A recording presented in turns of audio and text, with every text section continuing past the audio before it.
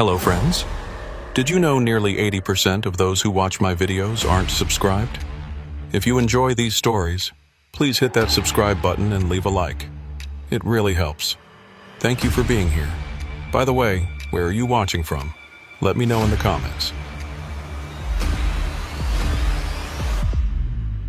Most people don't understand how isolated US 95 gets after midnight, especially that stretch between Tonopah and Beatty, where the desert swallows everything except the asphalt ribbon cutting through it. I'd been hauling freight across Nevada for about 9 years by that point, and I thought I'd seen every kind of weather, every kind of road condition, every kind of trouble a driver could run into. That particular night in late September proved me wrong on all counts. The name's Holly Briscoe, and I run a 19 Kenworth W900 pulling dry van loads mostly, nothing fancy, but she's paid for and she runs clean. That week, I'd picked up a load of industrial ceramics out of Reno, heading down to a warehouse outside Las Vegas. Dispatch had pushed the delivery window back twice already due to receiving dock problems on their end, which meant I was running 2 days behind schedule and getting pressure from both sides. The cargo itself wasn't particularly valuable, just heavy, about 42,000 pounds of the stuff, but the shipper had some clause about temperature-controlled delivery timing that made everything complicated. By the time I actually got rolling south on 95, it was already past 10 p.m., and the weather reports were calling for possible dust storms moving in from the west. I'd fueled up at the Flying J in Tonopah around 10:30, grabbed terrible coffee and a sandwich that had probably been sitting under heat lamps since the afternoon shift. The kid working the counter, couldn't have been more than 19, warned me about the wind kicking up on the southern stretches. Said a couple of drivers had already turned back, decided to wait it out until morning. But I'd driven through worse, or at least I thought I had, and I needed to make up time. The fuel receipt showed 10:47 p.m. when I pulled back onto 95, and I remember thinking I could push through to Beatty, maybe grab a few hours of sleep at the truck stop there before the final leg into Vegas. The first 30 miles were fine. Standard high desert driving with sagebrush and distant mountains barely visible under a quarter moon. My CB was quiet except for occasional static bursts, and I had the radio tuned to some classic country station out of Tonopah that kept fading in and out. The temperature had dropped to maybe 55 degrees, cold enough that I had the heat on low, and the wind was starting to gust hard enough to push the trailer slightly when it hit from the west. I kept both hands on the wheel, staying right around 65, watching for wildlife because this stretch was notorious for wild burros wandering onto the road after dark. Around mile marker 78, maybe 40 minutes south of Tonopah, the dust started rolling in for real. It wasn't the kind that builds gradually. It hit like a wall, visibility dropping from clear desert night to maybe 30 feet in the space of a few seconds.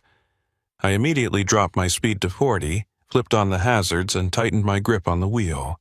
The wind was hitting the trailer broadside now, strong enough that I could feel the whole rig wanting to drift into the oncoming lane. There was no traffic, hadn't seen another vehicle in probably 20 miles, which was both a relief and unsettling at the same time. That's when I saw the first set of lights ahead. Not headlights exactly, but the red glow of taillights and clearance markers.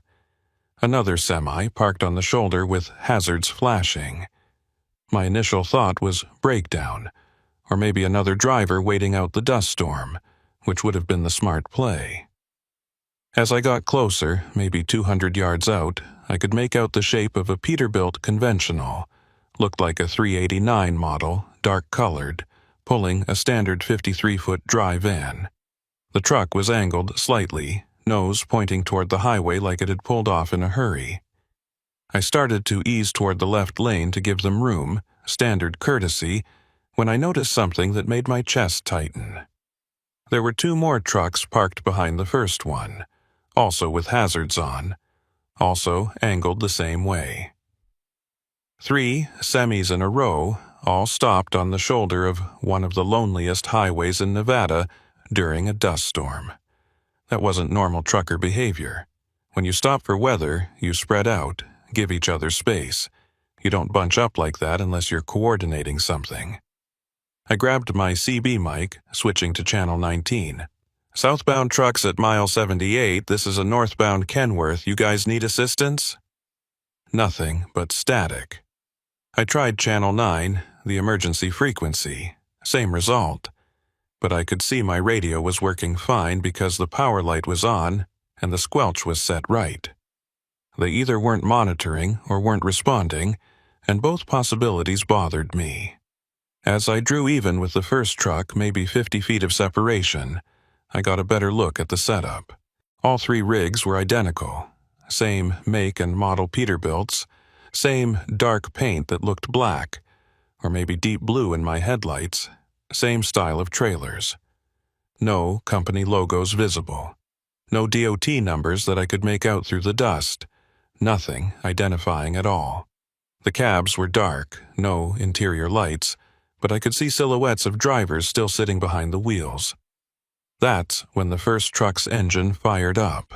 I heard it even over my own diesel in the wind, that distinctive Packard engine note. Then the second truck started. Then the third. All within maybe 5 seconds of each other, perfectly synchronized like they'd been waiting for a signal. My speedometer was showing 42, and I kept it steady, not accelerating yet, trying to figure out what I was seeing. The lead truck's headlights blazed on, high beams cutting through the dust, and it started rolling forward onto the shoulder, picking up speed. It wasn't pulling back onto the highway. It was pacing me on the shoulder, maintaining the same speed, and I watched in my driver's side mirror as the second and third trucks fell in behind it. They were running a convoy on the shoulder, matching my speed exactly, headlights creating this surreal parade of light through the blowing dust. My heart rate kicked up because this wasn't random. This wasn't coincidence. This was deliberate, and I had no idea what they wanted or what they were planning. I pressed the accelerator, pushing my speed up to 50, then 55. The convoy matched me, maintaining that same distance still on the shoulder. The lead truck was maybe 20 feet off my driver's side, close enough that I could see it was a newer model, probably a 2020 or 2021, expensive rig for someone running with no identification. Through the dust, I caught glimpses of the driver, just a dark shape wearing what looked like a baseball cap pulled low, no features visible. The CB crackled to life, making me jump. A voice came through, male, calm, almost casual. "Kenworth driver, you're going to want to slow down and pull over at the next turnout. We need to have a conversation about your cargo." My mouth went dry. The voice didn't threaten, didn't demand, just stated it like a fact, like I didn't have a choice in the matter. I didn't respond, kept my eyes on the road, watching the mile markers tick by. 79, 80, 81. "We know what you're hauling, Holly." The voice came again, using my first name, which sent ice through my veins. "Industrial ceramics, 42,000 pounds, picked up in Reno 3 hours ago. Delivery scheduled for Vegas but running behind. We've been tracking you since you left Tonopah." How did they know my name?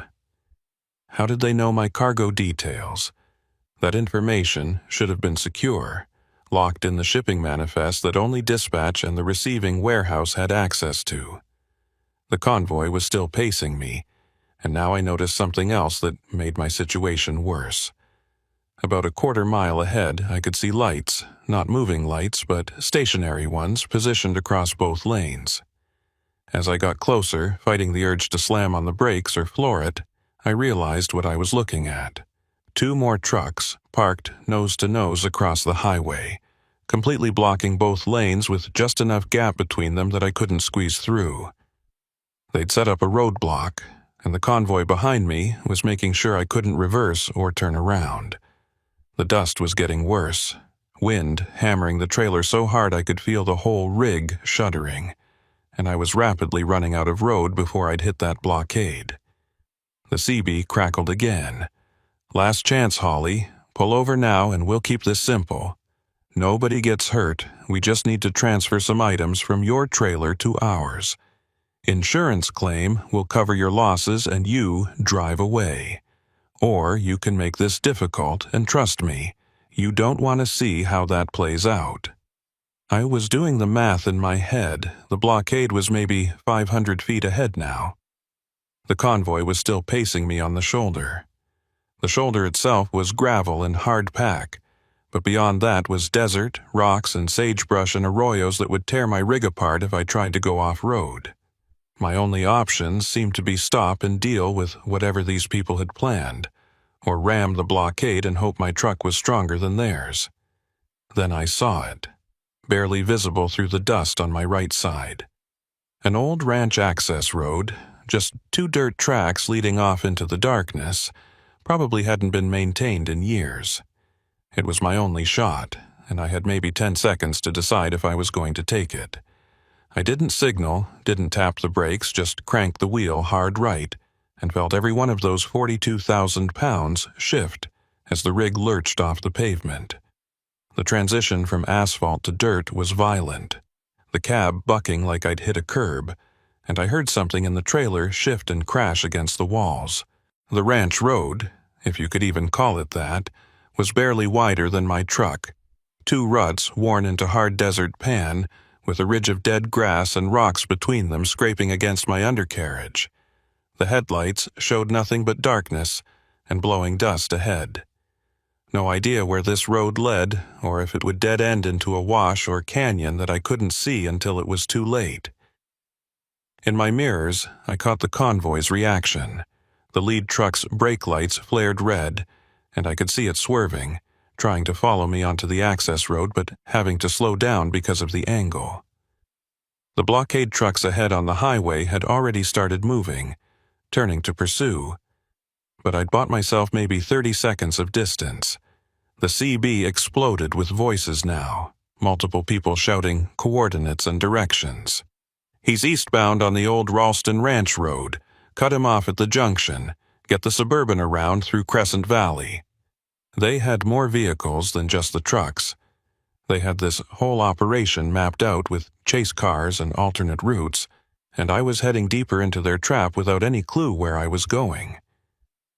The ranch road deteriorated fast, the ruts getting deeper, forcing me to slow to maybe 25 just to keep from ripping the oil pan out on the rocks. Creosote bushes scraped along both sides of the trailer, that distinctive smell mixing with diesel exhaust and dust. I tried my phone. No signal, hadn't had bars since leaving Tonopah. Out here, you were lucky to get emergency calls through, let alone data. The GPS showed I was heading roughly east, away from the highway, into what looked like empty desert for at least 15 miles before the next paved road, some county route that probably saw 1 vehicle a day, if that.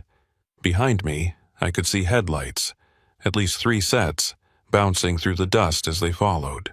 They were gaining because they weren't hauling 40 tons of cargo, could navigate the rough terrain faster than I could. The ranch road started climbing slightly, following the contour of a ridge, and I noticed old fence posts on the right side, rusted barbed wire hanging in loops, remnants of whatever cattle operation had used this land decades ago. The posts were close enough to the road that my trailer was clipping them, metal screeching against metal, each impact sending vibrations through the whole rig.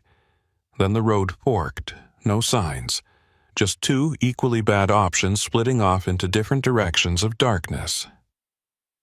The left fork seemed to descend into what might be a dry creek bed. The right climbed higher up the ridge. I took the right on pure instinct, figuring higher ground might give me cell signal or at least a view of what I was dealing with. The grade steepened immediately, and I downshifted, feeling the Kenworth's engine roar as it clawed up the incline. The trailer was fishtailing slightly in the loose gravel, rear tandems struggling for traction, and I had to feather the throttle to keep from sliding backwards. At the top of the ridge, the road leveled out, and I got my first real view of the situation. The dust storm had cleared slightly at this elevation, and I could see vehicle lights spread out below me, at least 6 different sets moving in patterns that were clearly coordinated. 3 were following my track up the ridge. 2 more were circling around to the north on what must have been another access road, and 1 was positioned on the county road to the east, blocking my potential escape route. They had me surrounded on 3 sides, and the only direction I hadn't seen lights was south, deeper into the desert where there were no roads at all. The CB crackled again, different voice this time, older, more authoritative. "Holly, you're making this harder than it needs to be. That road you're on dead ends in about 2 miles at an old stock pond. There's nowhere to go. Save yourself the trouble and the damage to your rig, pull over now, and we'll get this done quick." He was probably right about the dead end. These old ranch roads typically led to water sources or loading corrals and then just stopped. But something in his tone made me certain that quick didn't mean they'd let me drive away after. I kept pushing forward, the road now running along the ridgeline, rocky terrain on both sides dropping away into darkness. My headlights caught something ahead that made me ease off the throttle, an old cattle guard spanning the road, the kind made from railroad rails welded together with gaps between them to keep livestock from crossing. The guard looked ancient, rust-covered, and I had no idea if it would support the weight of a loaded semi. But the trucks behind me were maybe a quarter mile back now, headlights bouncing as they climbed the grade, and I was out of options. I lined up as straight as I could, said a prayer to whatever deity watches over truck drivers, and rolled onto the cattle guard at maybe 15 miles per hour. The sound was apocalyptic, metal grinding and shrieking, the entire frame of the guard bowing downward as my steer axle crossed, then my drive axles, then the trailer tandems. I felt the back end drop and heard something crack, might have been one of the rails breaking. But the momentum carried me across and the trailer tandems bounced up onto solid ground on the other side. I glanced in the mirror just as the first pursuing truck hit the cattle guard, and it didn't fare as well. The guard, already damaged from my crossing, gave way completely under the lighter but faster-moving Peterbilt, one side collapsing and sending the truck lurching sideways, the driver fighting to keep it from rolling. That bought me maybe another minute, but the 2 trucks circling from the north were already appearing on a parallel ridge, their headlights sweeping across the desert, and I could see they were going to intersect my position soon. The road ahead was getting worse, barely visible now. More of a trail than anything, winding between clusters of Joshua trees and volcanic rock formations. My speed was down to maybe 20, and every bounce and jar was telling me this rig was taking damage that would cost thousands to repair, assuming I survived to worry about repair costs. Then I saw the structure ahead, dark against the slightly lighter sky. Looked like an old mine works or processing facility. Concrete foundation and rusted metal framework, probably abandoned since the 1950s, when all these small mining operations went bust. Next to it was exactly what the voice had warned about. A stock pond, just a depression maybe 50 feet across, currently dry, filled with nothing but cracked mud and tumbleweeds. The road ended there, just stopped at the edge of the old mining site with nowhere else to go. I pulled up to the structure and stopped, engine still running, trying to think through my options. The pursuing vehicles were converging. I could see at least 4 sets of headlights now, coming from different directions, boxing me in. They'd be here in maybe 2 minutes. The mining structure was too small to hide the truck, and even if I could, they knew exactly where I was. I grabbed my phone again, still no signal, not even emergency. The CB was alive with chatter. "He's at the Pershing site, got him cornered, bring the equipment." That last part, bring the equipment, sent a chill through me. Whatever they had planned required specific tools, and my mind raced through possibilities, none of them good. They clearly wanted what was in my trailer, but the way they'd organized this whole operation, the roadblocks, the chase vehicles, the coordination, this wasn't just cargo theft.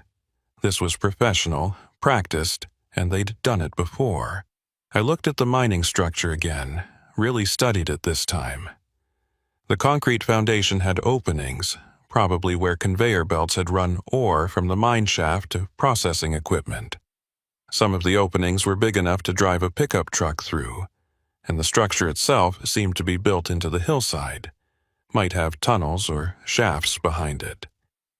It was a long shot, probably a dead end, but it was the only option I had besides sitting here waiting for them to arrive.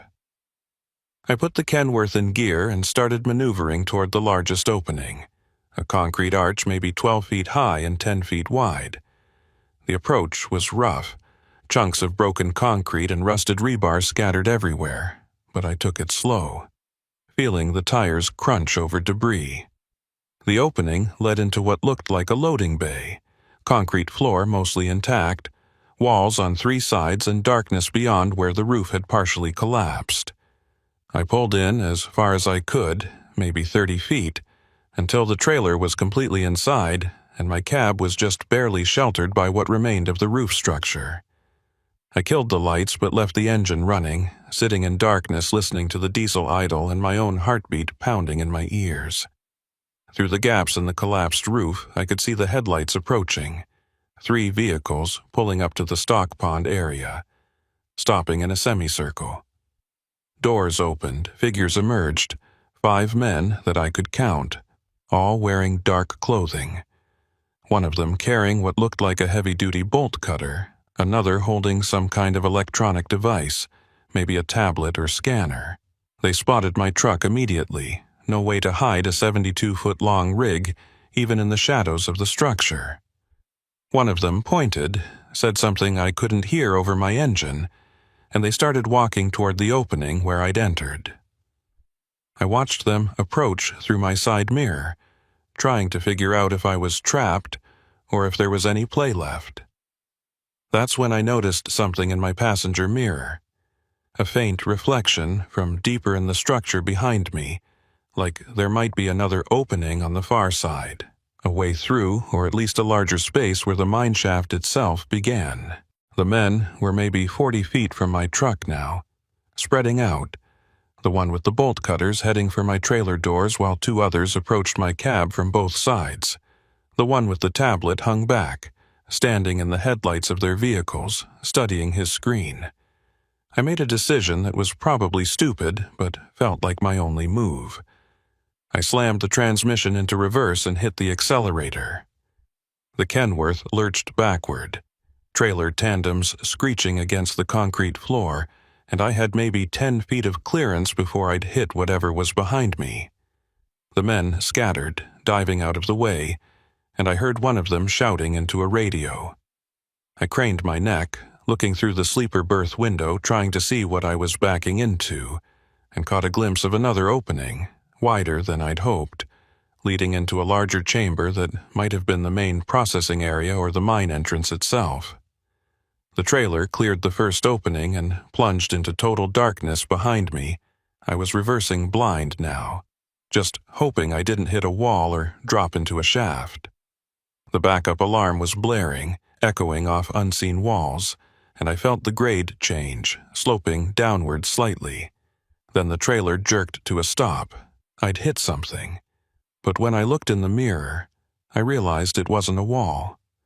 The trailer had backed into what looked like a tunnel, maybe an old ore cart railway, and it was just barely wide enough to accommodate the width of my trailer.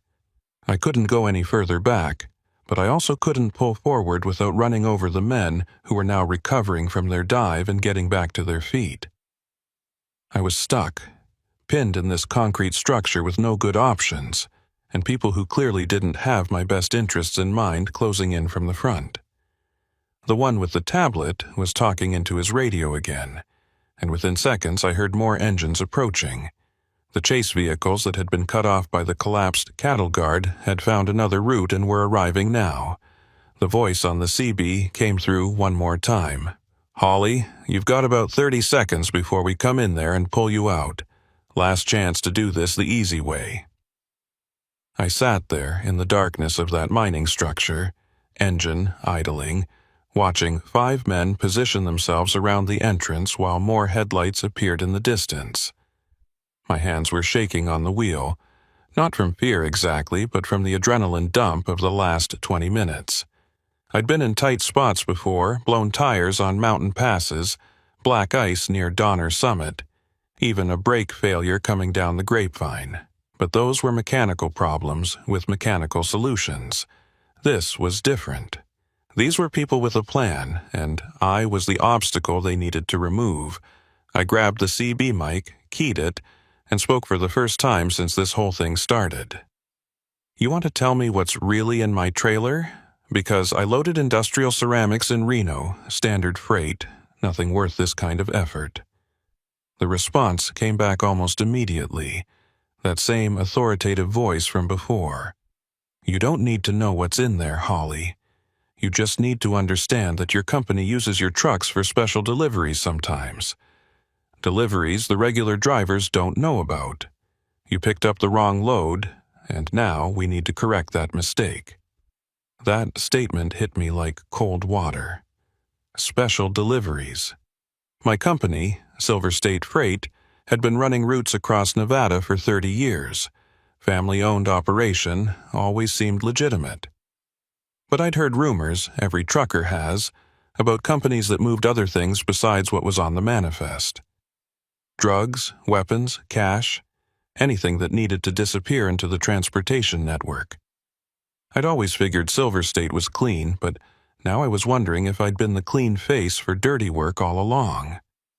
The man with the tablet was walking closer now, holding his screen up like he was scanning my trailer. He stopped maybe 20 feet from my cab, studied whatever readout he was getting, and nodded to the others. "It's definitely this one, signature matches.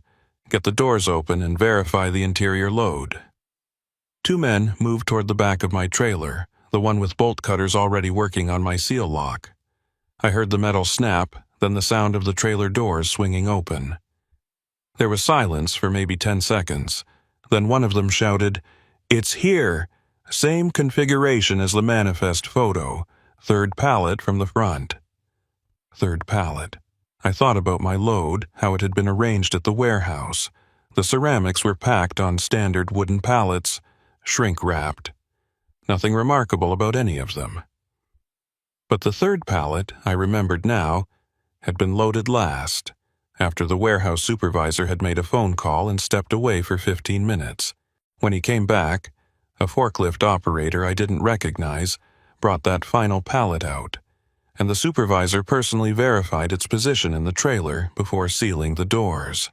At the time, I'd thought nothing of it, just standard loading procedure. Now, it made terrible sense. The CB crackled again. "Holly, we're taking 1 pallet, that's all. You can report it stolen, file your insurance claim, nobody gets hurt.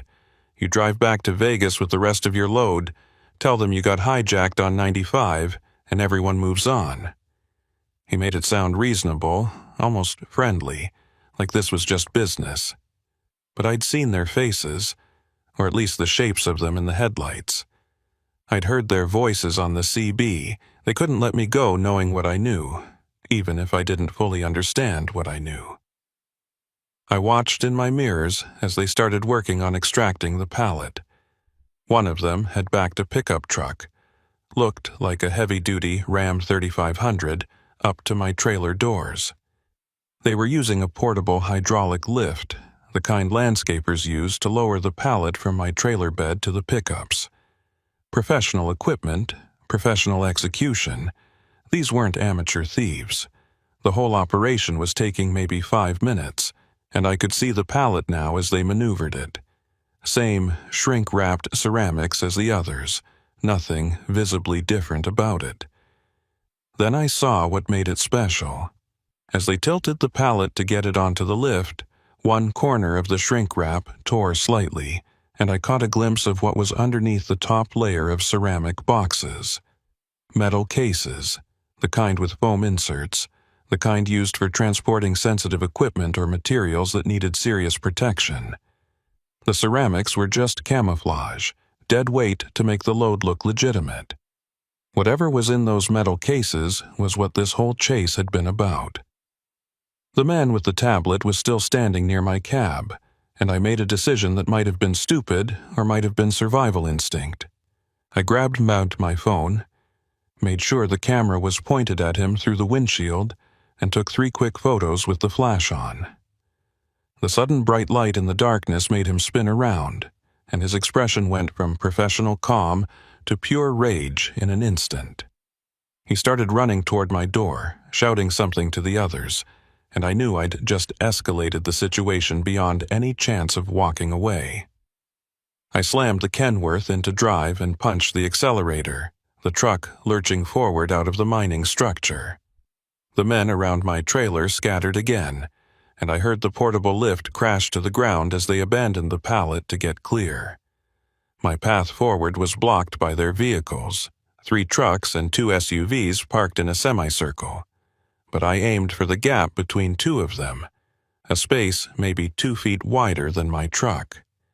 The side mirrors clipped both vehicles as I forced through, metal screaming and glass shattering, but I made it through and back onto what passed for a road leading away from the mining site. The problem was I had no idea where this road went. I was heading roughly south now, deeper into the desert, away from any highway or help. Behind me, I could hear engines starting, shouts, the whole operation pivoting from controlled extraction to angry pursuit. My headlights showed nothing but sagebrush and rocks ahead, the trail barely visible, and my speed was maybe 30 miles per hour over terrain that wanted to shake the fillings out of my teeth. The trailer was fishtailing constantly, and I could hear things breaking loose inside, the remaining pallets shifting and crashing against the walls. The CB came alive with a different voice now, younger, angrier. "That was a mistake, driver. Now we've got to do this the hard way. You just made this personal." I didn't respond, focused on keeping the truck moving forward, watching for washouts or drop-offs that would end this chase permanently. My mirrors showed headlights spreading out behind me. At least 5 vehicles now, and they were faster than I was on this terrain. The gap was closing. I'd been driving for maybe 10 minutes when the road started climbing again, switchbacks carved into the side of what looked like a larger ridge or small mountain. The grade was steep enough that I had to drop into a lower gear, the engine roaring as it pulled the load upward.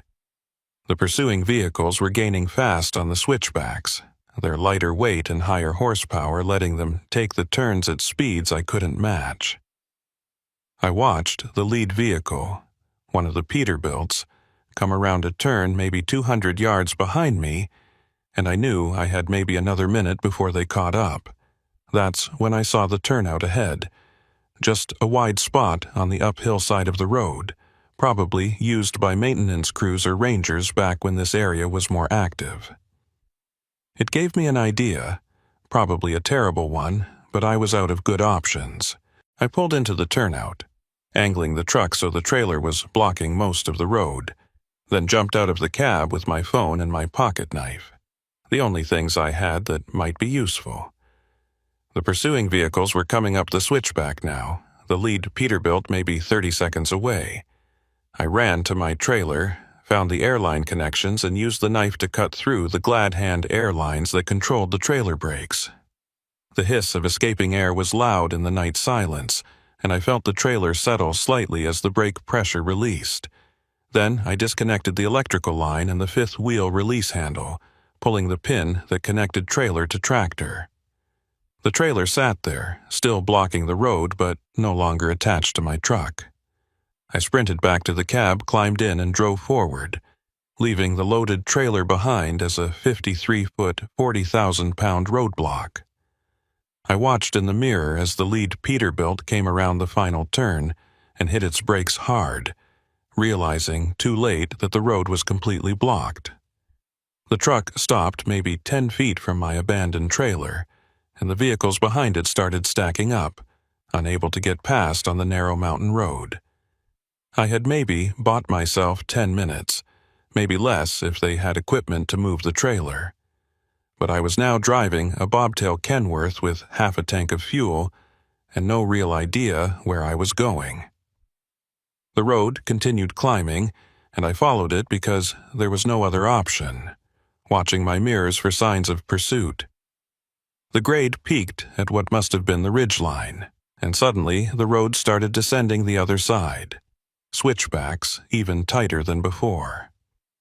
That's when I saw lights in the valley below, not headlights but stationary lights, might be a ranch or a highway maintenance station, some kind of human presence that represented potential help.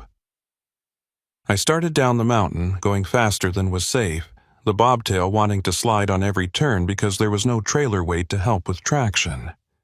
My phone buzzed, and I glanced at the screen, seeing one bar of signal appear for the first time in over an hour. I grabbed the phone, tried to dial 911, but the signal dropped before it connected. Tried again. Same result. The third time, it rang twice before a dispatcher answered. 911, what's your emergency? I was talking fast, probably not making complete sense, trying to explain about being chased, about cargo theft, about needing help, but I could hear the confusion in her voice. She was asking for my location, and I had no idea what to tell her except that I was somewhere in the desert south of Highway 95, east of Beatty maybe, on an old mining road. She said she'd dispatch Nevada Highway Patrol to the area, but it might take 30 to 45 minutes to get units out there, and she needed me to stay on the line if possible. I kept the call connected, putting the phone on speaker and setting it on the dash. Behind me, I could see headlights appearing at the top of the ridge. They'd somehow gotten past my trailer, maybe just pushed it off the side of the road with one of their bigger trucks. They were coming again. The lights in the valley were getting closer, and I could make out more detail now. It was definitely some kind of facility, several buildings arranged in a compound with security lights on poles, a couple of vehicles parked outside. As I got closer, I saw a sign, faded and weathered but still readable in my headlights. Ralston Mining Company, Equipment Depot, no trespassing. The facility looked operational, or at least maintained, not abandoned like the mine site where I'd been trapped before. I pulled into the compound, horn blaring, lights flashing, trying to get attention from anyone who might be there. A door opened in the main building and a figure emerged, older man in a security guard uniform, looking alarmed at the semi-truck that had just roared into his quiet night. I jumped out of the cab, and he could probably see the panic on my face because his hand immediately went to the radio on his belt. "I need help," I shouted across the distance between us. "I'm being chased. People trying to steal my cargo. They've been following me for miles." He looked past me at the road I'd come down, and I saw his expression change when he spotted the headlights descending the mountain. He grabbed his radio, spoke quickly into it, then motioned me toward the building. "Get inside now. We've got protocols for this." I didn't question it, just ran toward the building. Inside was a small office, couple of desks, filing cabinets, and a bank of security monitors showing various angles of the compound. The guard, his name tag said Parmenter, was already on the phone, not with 911 but with someone he called dispatch. He was giving coordinates, describing the situation, and I heard him say, "Probable hijacking in progress. Request immediate NHP and backup security." The headlights outside were getting closer. I could see them on the security monitors, at least 3 vehicles pulling into the compound. Parmenter moved to a locked cabinet, opened it with a key, and pulled out a shotgun. "Standard security equipment for remote sites," he said, seeing my expression. "We get copper thieves, vandals, sometimes worse. This qualifies as worse." The vehicles stopped outside, and I watched on the monitors as doors opened and men got out. I recognized some of them from the mining site, including the one who'd had the tablet. They were conferring, pointing at my bobtail Kenworth, then at the building where Parmenter and I had taken shelter. The man with the tablet pulled out a phone, made a call, and I saw his mouth moving but couldn't hear what he was saying. Parmenter was watching them too, shotgun held ready but not aimed at anyone yet. "They're deciding if it's worth it," he said quietly. "They've got maybe 15 minutes before NHP arrives, probably less. Question is whether they think they can get what they want and get out in that time." I was about to respond when the CB radio in my truck, still visible through the window, crackled to life loud enough that we could hear it through the walls. That authoritative voice again. "Holly, you've just involved people who don't need to be involved. Send out the guard, and we'll forget he was here. This is between you and us." Parmenter looked at me, raised an eyebrow. "Friend of yours?" I shook my head.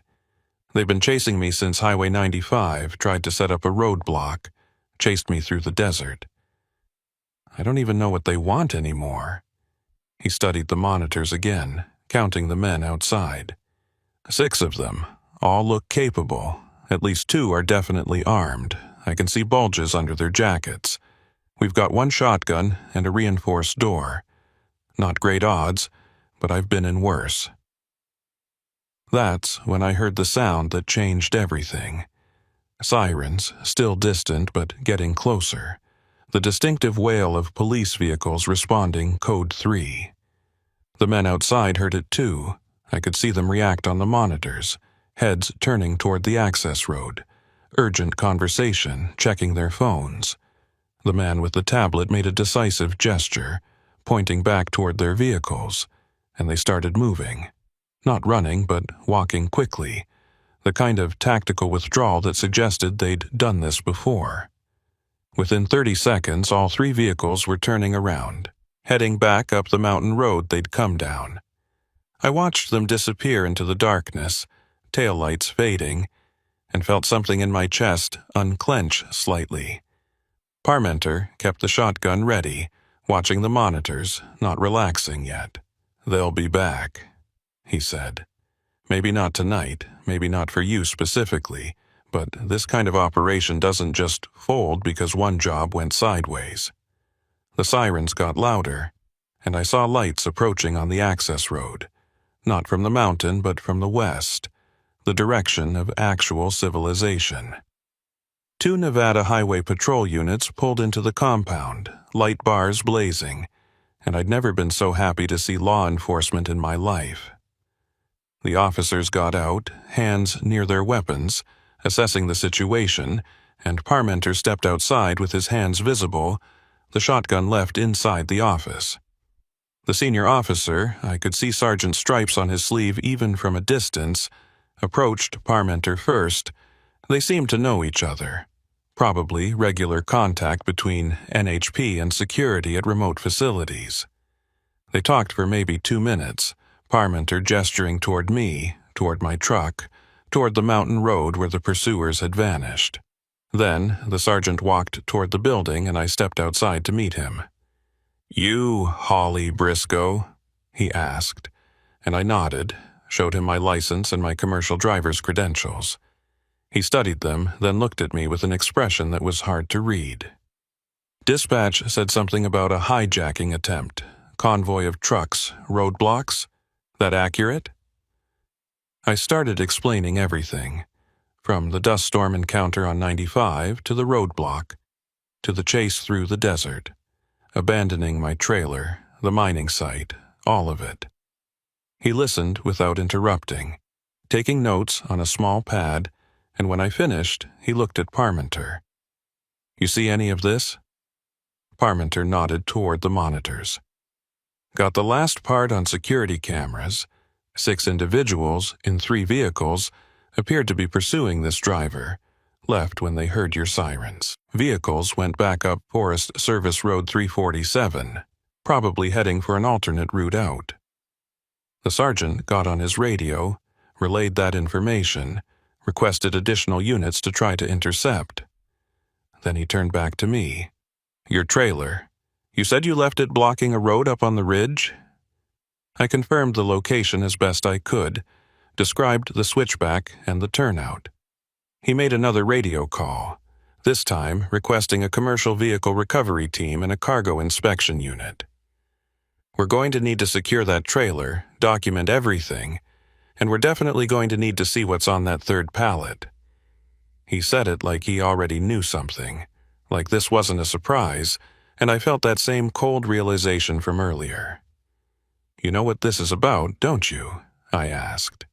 He didn't answer directly, just said, "Let's get you somewhere safe first, then we'll talk about what you might have been hauling."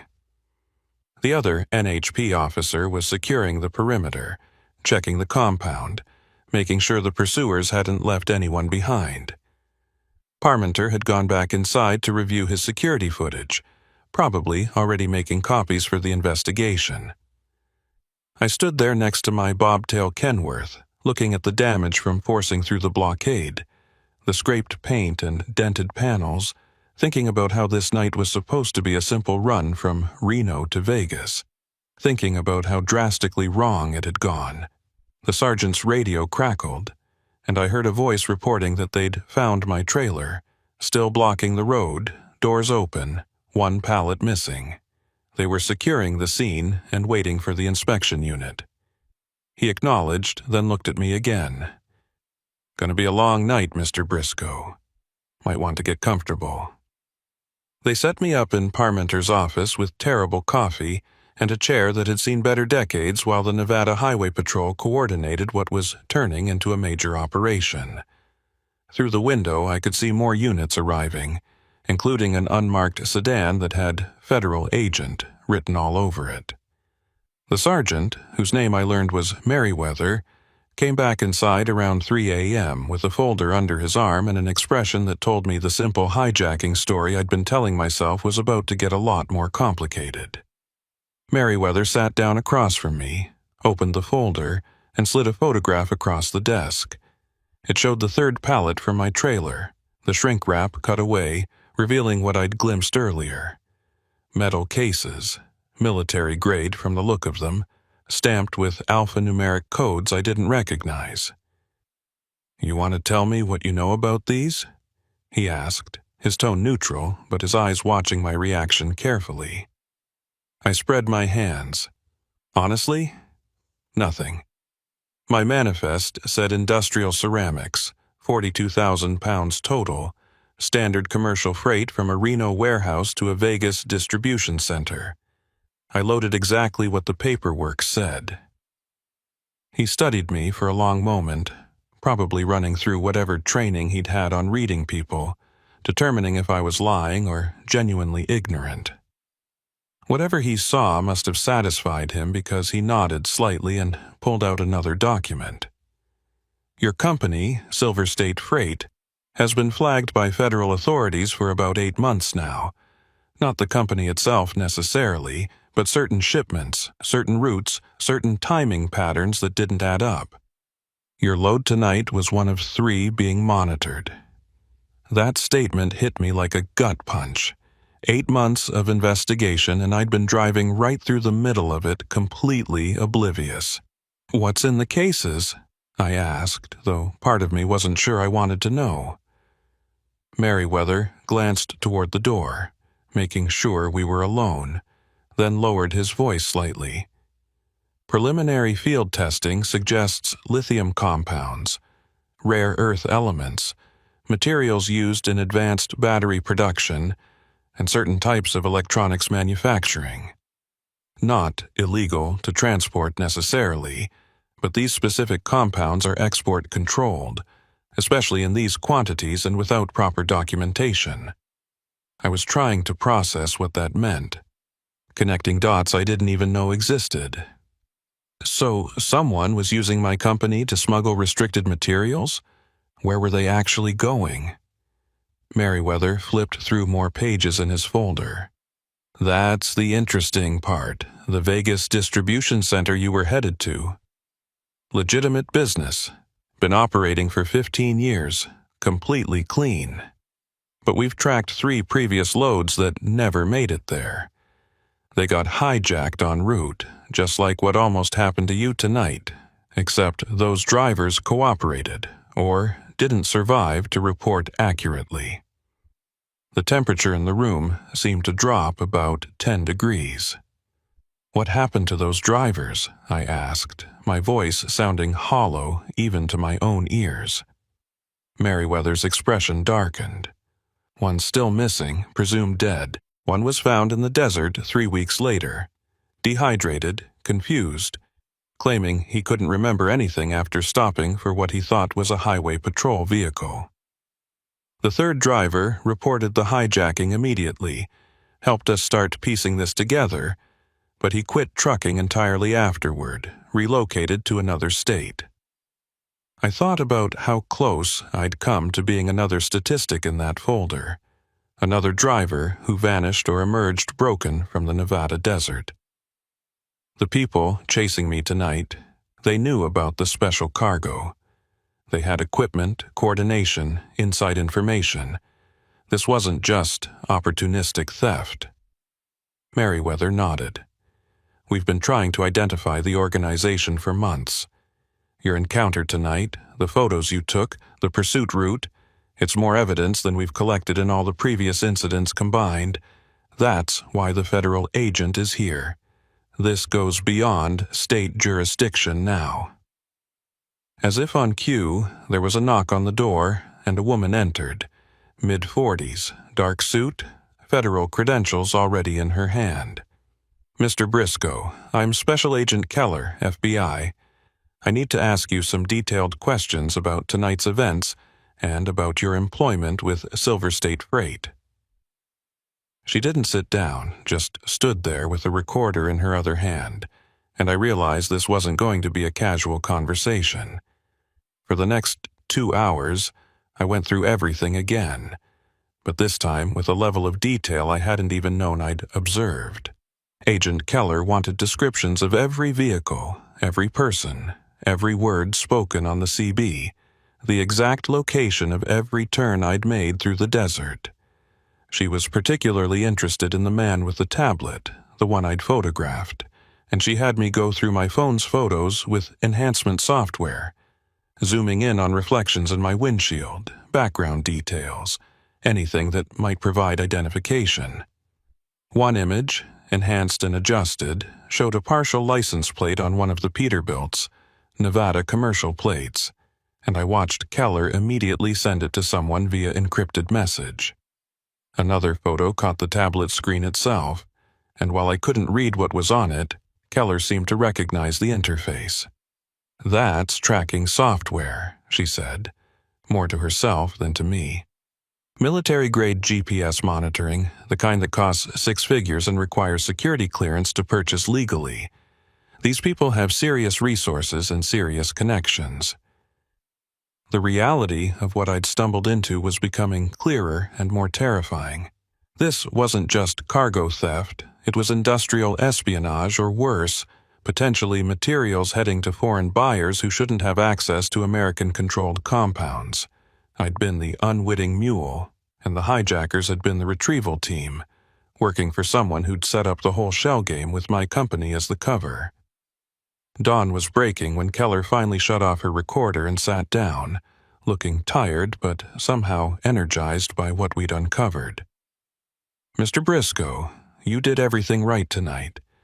Running instead of stopping, getting to security, making sure law enforcement was involved. Those decisions probably saved your life." She paused, choosing her next words carefully. "But I need you to understand that the people behind this operation are still out there, and they now know you're a witness, a complication they didn't plan for." The implication was clear, and my stomach tightened. "You're saying I'm in danger even now?" Keller exchanged a glance with Merriweather, and he took over the explanation. "We're going to have NHP maintain a presence at your residence for the next few weeks. Plain clothes units, nothing obvious that would alarm your neighbors. And we'd recommend you take some time off from driving, at least until we make arrests and neutralize the immediate threat. Take time off. Simple words that meant my income stopped, my routine shattered, my sense of security permanently altered. But the alternative, continuing to drive routes while looking over my shoulder, wondering if every car in my mirrors was surveillance or threat, that wasn't viable either. "What about Silver State Freight?" I asked. "Are they involved knowingly, or were they being used?" Agent Keller pulled out another folder, this one thicker. "That's still under investigation. Initial evidence suggests your dispatcher, a man named Gerald Vickers, may have been facilitating the special loads without full company knowledge. He's been interviewed and is cooperating, but there are others in the organization we're still examining. For now, consider yourself on administrative leave, with full cooperation from Silver State's ownership. Administrative leave, cooperating witness. Federal investigation." Terms I'd never expected to apply to my life as a simple freight hauler. I thought about my wife, about how I'd explain this when I got home, about whether I'd ever feel safe driving 95 again, or any other lonely highway where trouble could be waiting around the next curve. Parmenter appeared in the doorway with fresh coffee, and I realized he'd been up all night too, managing his own part of this situation. "They're ready to tow your bobtail back to the impound yard," he said. "Trailers being transported separately under federal custody. You'll need to sign some release forms." I followed him out into the compound where the sun was painting the desert in shades of orange and pink, beautiful and indifferent to the human drama that had played out in its darkness. My Kenworth sat there looking battered, paint scraped, mirrors cracked, mud and desert debris coating the undercarriage. She'd gotten me through, though, performed exactly as needed when everything went sideways. A tow truck was backing up to her, professional setup with a boom and straps, and I felt a strange sense of loss watching them prepare to haul her away. That truck had been my office, my sanctuary, my livelihood for 3 years, and now it was evidence in a federal investigation. Merriweather came over with a business card and a manila envelope. "Your personal effects from the cab, your logbook, your permits, everything that's not evidence. Card has my direct number and Agent Keller's contact info.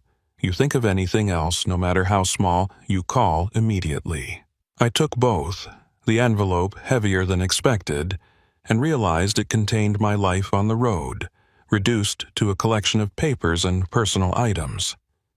"What happens now?" I asked, watching the tow truck lift my Kenworth's front axle off the ground. Merriweather looked out at the desert, at the mountain road where I'd been chased just hours ago. "Now we follow the evidence, track down the organization, try to prevent the next shipment from disappearing. You did good work tonight, Holly, whether you meant to or not." Testimony from a driver who actually escaped, who documented the operation, that's going to be crucial in building the case. A NHP unit pulled up to give me a ride back to civilization, back to Tonopah where I could get a rental car and drive home to face whatever came next. As I climbed into the back seat, I looked one more time at the mining facility, at Parmenter standing in his office doorway, at the mountains where I'd abandoned my trailer and run for my life.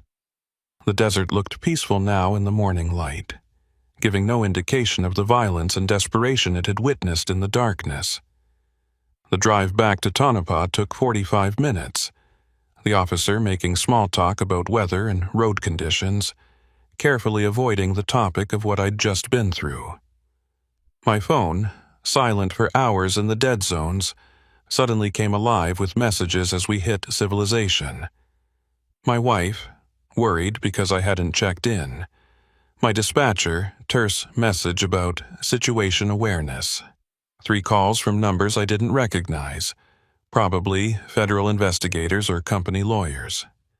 I didn't return any of them yet, just watched the desert slide past the window, thinking about how a routine haul had turned into this, thinking about those metal cases and what they represented, thinking about the men who'd chased me and whether they were already planning their next move.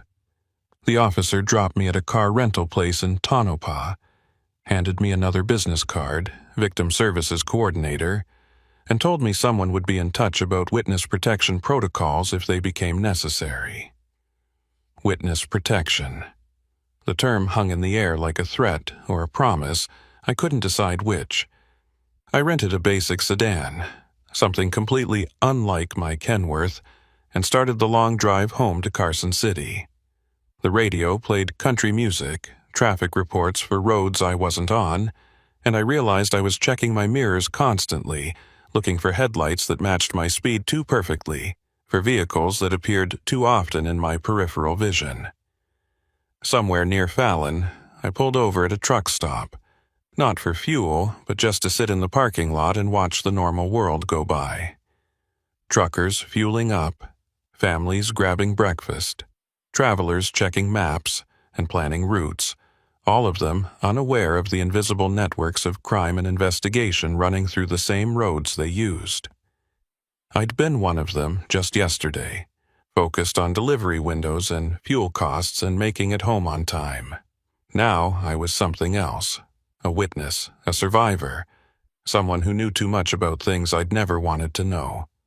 My phone rang, Agent Keller's number. I answered, and she got straight to business. Mr. Briscoe, we've identified 2 of the vehicles from your photos and the partial plate. Both registered to a shell corporation in Elko, same ownership structure as the entities we've been tracking. We're executing search warrants this afternoon, and there's a possibility we'll need you to identify individuals if we make arrests. Can you be available? I said yes, because what else could I say? And she thanked me and ended the call. I sat there in the truck stop parking lot, watching a family load into their minivan, the kids arguing about who got the window seat, the parents looking tired but content, heading home from some vacation or visit. Normal problems, normal lives, and I envied them so much it hurt. I made it home around noon, pulling into my driveway in a rental car instead of my truck, wearing the same clothes from yesterday, probably looking like I'd been through something I couldn't explain. My wife came out before I even got the door open, and the expression on her face, relief mixed with anger mixed with fear, told me she'd figured out something was seriously wrong. I held her for a long time in the driveway, not saying anything yet, just absorbing the reality that I'd made it back, that this particular chapter had ended even if the larger story was still being written. Inside, over coffee I didn't need, and breakfast I couldn't eat, I told her everything. She listened without interrupting, her hand tight on mine, and when I finished, she was quiet for a moment before asking the only question that really mattered. Are we safe? I wanted to say yes, wanted to promise that the federal agents and the highway patrol and all the law enforcement resources being deployed would keep us protected. But I'd seen those men in the desert, seen their coordination and their determination, and I knew that safety was relative now, something that would have to be earned or defended, not assumed. We're doing everything right, I finally answered. Cooperating, staying alert, letting the professionals handle it. That's all we can do. She nodded, accepting that non-answer because she understood the reality as well as I did, and we sat there in our kitchen, the morning sun streaming through windows that suddenly seemed too exposed, too vulnerable, while somewhere out in the desert, federal agents were raiding warehouses and tracking down the people who'd turned my routine haul into a nightmare. 3 days later, Agent Keller called with an update. They'd arrested 7 individuals, seized vehicles and equipment, and disrupted what she called a significant export-controlled materials smuggling operation. My testimony would be needed for the prosecution, probably wouldn't go to trial for at least a year, and in the meantime, I should consider myself under federal witness protocols, which meant regular check-ins, security assessments, and lifestyle adjustments I was still learning to navigate. I never went back to driving for Silver State Freight. The company survived the investigation, barely, but the insurance premiums and reputation damage meant routes were cut, drivers laid off, and I was offered a desk job in dispatch that felt like a cage after years on the open road. I declined and started looking for work with smaller regional carriers, short hauls, daytime runs, routes that didn't take me through the lonely stretches where trouble could be waiting. Sometimes I still dream about that night on Highway 95, about the dust storm and the roadblock and the chase through the desert.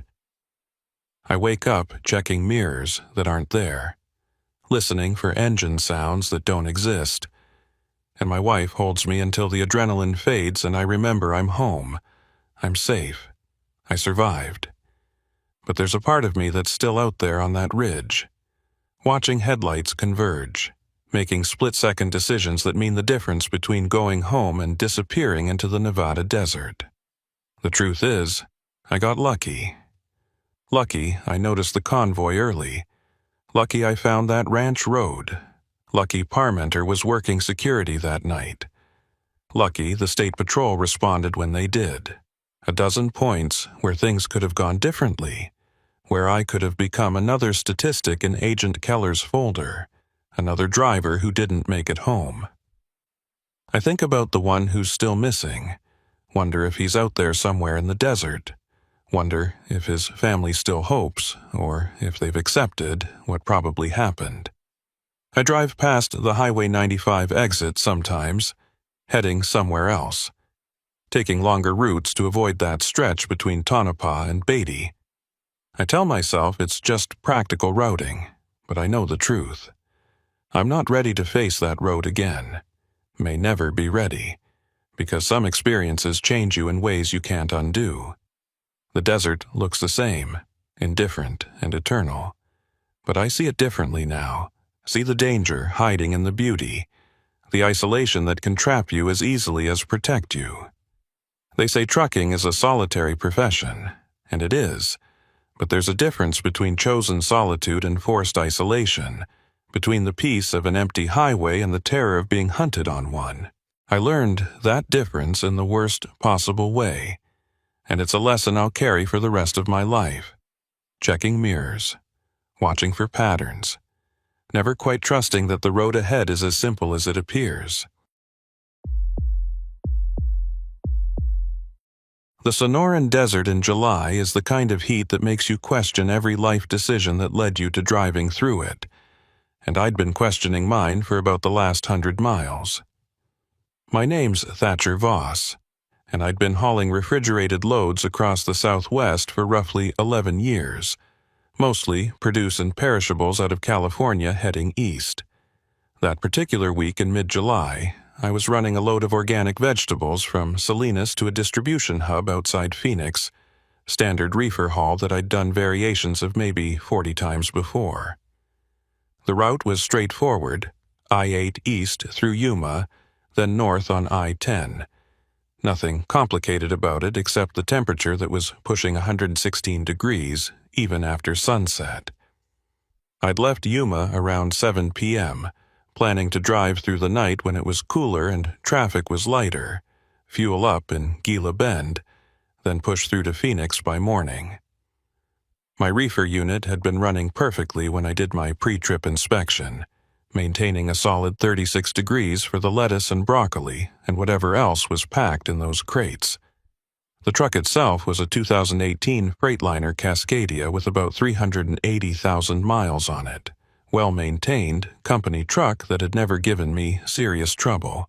I remember thinking as I merged onto I-8 that this was going to be one of those boring, uneventful runs where the biggest challenge was staying awake. The first sign something was off came around mile marker 55, maybe 30 miles west of Gila Bend, when I noticed the reefer unit's temperature gauge creeping up. It went from 36 to 38, then to 41, slow enough that I thought maybe it was just working harder against the ambient heat. But when it hit 45 degrees, I knew I had a problem. I'd been monitoring my engine temperature too, and that's when I saw the needle climbing into the red zone, coolant temp way higher than it should be even in desert heat. I immediately started looking for a place to pull over, but this stretch of I-8 is nothing but creosote flats and distant mountains. No services, no pull-offs wide enough for a semi, just the shoulder and the desert. I managed to nurse it another 3 miles before the engine temperature hit critical, and I had no choice but to pull onto the shoulder and shut down. The moment I killed the engine, I could hear the reefer unit struggling, that labored sound of a compressor working against a failing system. I grabbed my flashlight and climbed out into heat that hit me like a physical wall. Even at 8:30 at night, the air temperature had to be over 100 degrees. I popped the hood and immediately saw the problem. Coolant pooling underneath. Steam rising from somewhere in the engine bay, and when I traced the leak, I found a split radiator hose, the kind of failure that happens when rubber gets old and heat-stressed and finally gives up. I had a spare hose in my toolkit. Every driver carries basics, but when I pulled it out and compared it to the failed one, I realized I'd grabbed the wrong size at my last supply stop. The spare was for my previous truck, different engine configuration, wouldn't fit no matter how much I forced it. I was stranded on I-8 with a load of organic produce that was currently sitting at 52 degrees and climbing, a dead engine, and the nearest service was Gila Bend, too far to walk and too far to tow without serious expense that my company would have questions about. I tried my phone first, dispatch number, but the call kept dropping. Signal out here was terrible, maybe 1 bar if I was lucky. I walked up and down the shoulder trying to find a sweet spot where the signal might be stronger, but it was useless. The CB radio was my next option, and I climbed back in the cab, switched it on, and started calling out on Channel 19. "This is eastbound Freightliner at mile marker 58, broken down, need assistance. Anyone copy?" Static for about 30 seconds, then a voice came through, female, calm, and professional. "Eastbound Freightliner, this is Mobile Repair Unit. What's your situation?" I explained the radiator hose, the reefer unit, warming up, the load that was time-sensitive. The voice responded almost immediately. "Copy that. I'm actually about 15 miles west of Gila Bend, heading your direction. Can be there in maybe 20 minutes. I carry common hoses, should be able to get you fixed and back on the road." It seemed too good to be true. A mobile repair unit just happening to be in the area, but I'd heard of independent mechanics who worked the I-8 corridor, servicing stranded truckers for cash, usually charging a premium but getting you moving faster than waiting for official road service. I gave her my exact location, mile marker and direction, and she confirmed she'd be there soon. I spent the waiting time checking the reefer unit, which was now showing 61 degrees and still climbing. At this rate, I had maybe 2 hours before the produce started getting compromised, and my company had strict protocols about temperature excursions. Anything over 65 degrees for more than an hour meant the whole load got rejected. Thousands of dollars of organic vegetables turning into expensive compost, and probably my job turning into a job search. The headlights appeared in my mirror about 25 minutes later, a pickup truck towing a small utility trailer, the kind setup you'd see from an independent contractor. The truck pulled up behind me, hazards on, and the driver got out. She was maybe mid-30s, wearing work clothes that had seen plenty of engine grease, carrying a large toolbox. "You're Thatcher?" she asked, and I nodded. "I'm Sybil Garner. Let's take a look at what you've got." Her voice was the same one from the CB, and something about her directness put me slightly at ease. She seemed competent, professional, exactly what I needed. She inspected the failed hose, nodded like she'd seen it 100 times, and went back to her trailer. When she returned, she had a radiator hose that looked like it might fit, along with hose clamps and coolant. "This should work," she said, already positioning herself to access the engine bay. "Going to take me maybe 30-40 minutes to replace it, flush the system and get you topped off. Your reefer unit, that's a separate issue, could be related to the engine cooling problem, or could be its own compressor issue. Won't know until we get the engine sorted. I watched her work, impressed by how efficiently she moved. Clearly, someone who'd done this repair many times. While she worked, I tried my phone again. Still no signal, and the CB was quiet except for occasional static bursts. "You work this stretch often?" I asked, making conversation, but also trying to understand how she'd happened to be in exactly the right place. She glanced up from the engine bay. "I cover I-8 from Yuma to Gila Bend, mostly night shifts when the heat isn't as bad and truckers are more likely to have problems. Been doing it about 3 years, good business. Lots of rigs break down out here." That made sense, and I started to relax a bit, figuring I'd gotten lucky that she was in the area. She finished the hose replacement, added coolant, and told me to try starting the engine. It turned over clean, no warning lights, temperature gauge sitting right where it should be. "Engine's good," she said. "Now let's check your reefer." She walked back to the trailer unit, opened the access panel, and I heard her moving things around, checking connections. After a few minutes, she came back to the cab where I was monitoring the temperature display. "Bad news," she said, and my stomach dropped. "Your reefer compressor's seized.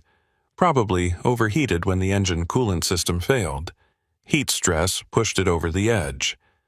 I can't fix that here. You'd need a full compressor replacement, probably a shop in Phoenix or back in Yuma." I did the math in my head. The produce was at 68 degrees now, climbing a degree every few minutes. Even if I got towed to the nearest shop, it would be hours before the repair was done. The load was already compromised. Sybil seemed to read my expression. "There might be an option," she said slowly, like she was considering whether to offer it. "There's a place about 12 miles south of here, old ranch property that got converted to a cold storage facility. They handle overflow from the Yuma Ag operations. Might be able to take your load temporarily, keep it refrigerated while you get your reefer fixed. Owner's a guy named Ridley, Alban Ridley. He's helped out truckers before when they had cooling failures." It sounded like a potential solution, better than watching thousands of dollars of produce turn into garbage on the side of the highway. "How do I get there?" I asked.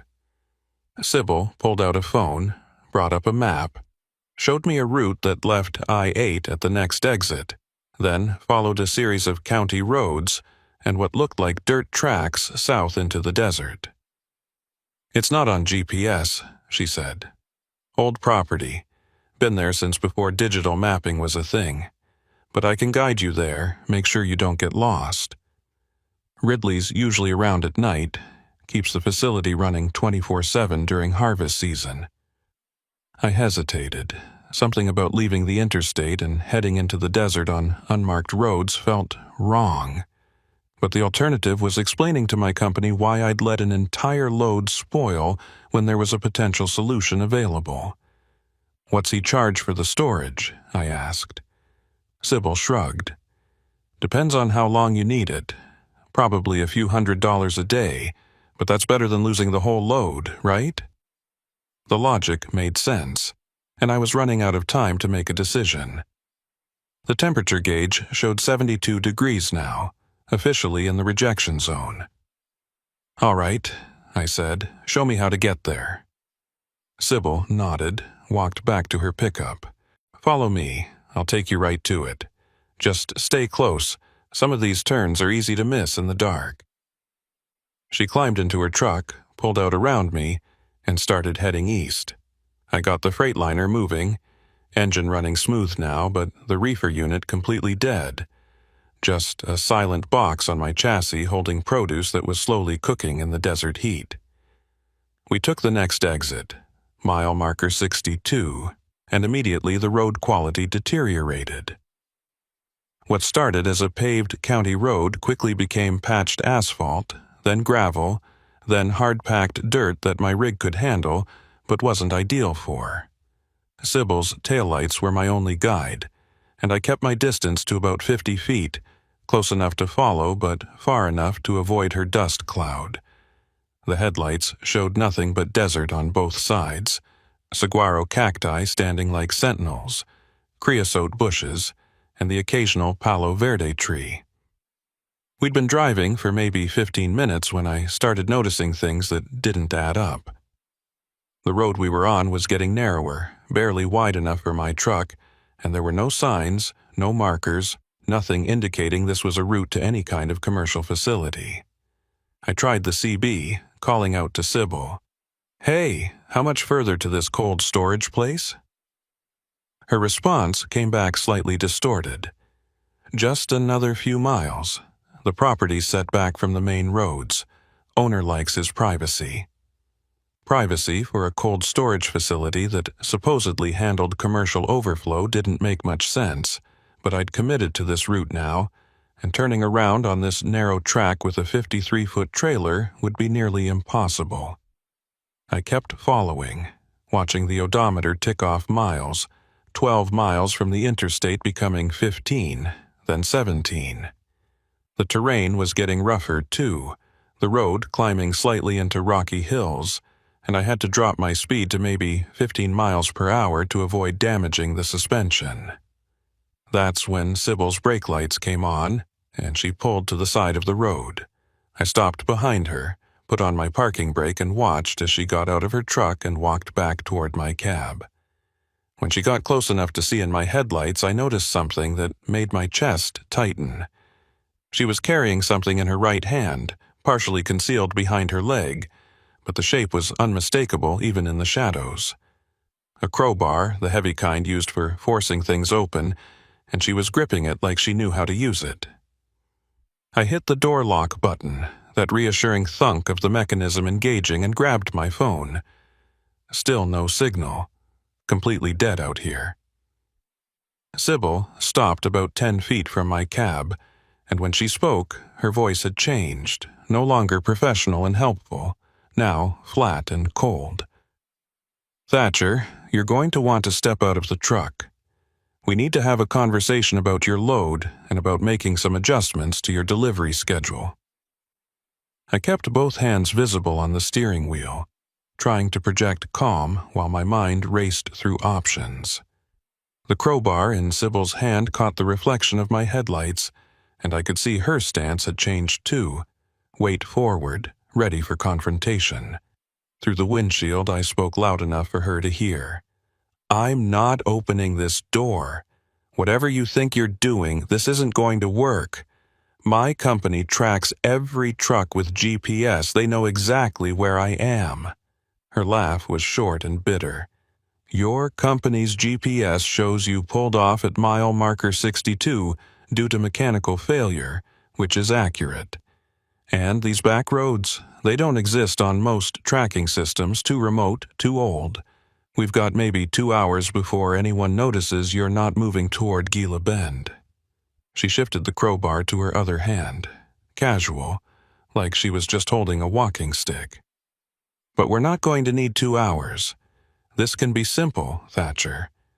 We transfer your load to another truck, you file a hijacking report, insurance covers your company's loss, and you drive away with a story to tell. Nobody gets hurt." The way she said it, like she'd given this speech before, like this was a rehearsed operation, sent ice through my veins despite the desert heat still radiating from the ground. I glanced at my mirrors, looking for any sign of other vehicles or lights, but there was nothing except darkness and the silhouettes of saguaros against the stars. My engine was still running. Technically, I could try to maneuver around her truck, but the road was barely wide enough for one semi, and I had no idea what was ahead or how far this track went before it became completely impassable. "Where's this cold storage facility you mentioned?" I asked, stalling for time, trying to understand the full scope of whatever trap I'd driven into. Sybil's expression didn't change. "There is no facility, Thatcher. That was just a story to get you off the interstate and onto roads where we have control. The ranch property exists, belongs to my partner, but it's not processing ag overflow. It's a transfer point for loads we've been acquiring from drivers who found themselves in situations just like yours. My hands tightened on the wheel. The phrase, acquiring from drivers, had implications I didn't want to think about too hard, but I needed information. How many drivers? I asked. Her pause before answering told me the number was higher than I wanted to know. Enough that we've got the system down to a science. Mechanical failures happen all the time out here. Heat stress on engines, cooling systems, tire blowouts. Sometimes those failures are natural. Sometimes they're encouraged with the right tools applied at the right moment. Either way, driver needs help. We provide help. Driver ends up here, and we have a business transaction. That statement hit me like a punch. She was admitting to sabotaging trucks, creating the very emergencies she then offered to solve, all to funnel drivers into this isolated area where they were vulnerable. I thought back to my radiator hose failure, how it had seemed like normal wear and tear, but now I wondered if maybe she'd been following me, waiting for an opportunity, possibly even creating one. "You caused my hose to fail?" I asked, voice harder than I'd intended. Sybil shrugged. "Didn't need to with yours. You were already broken down when I found you, genuine failure. Just good luck on our part. But yeah, sometimes we help things along. Small cut in a radiator hose, loosened valve stem, stuff that'll fail after a few miles of heat stress. Drivers never suspect because it looks natural." She took a step closer to my truck. "Now, you've got a choice. Either you cooperate, we do this clean and professional, or you make it difficult and we do it anyway, but you don't drive away. Your call." I was trying to process what "you don't drive away" meant when headlights appeared behind Sybil's truck, coming from the direction we'd traveled. Another vehicle, moving slow, deliberate, and as it got closer, I could see it was a large pickup, probably a 1-ton dually, towing what looked like a refrigerated trailer, the kind used for small-scale cold transport.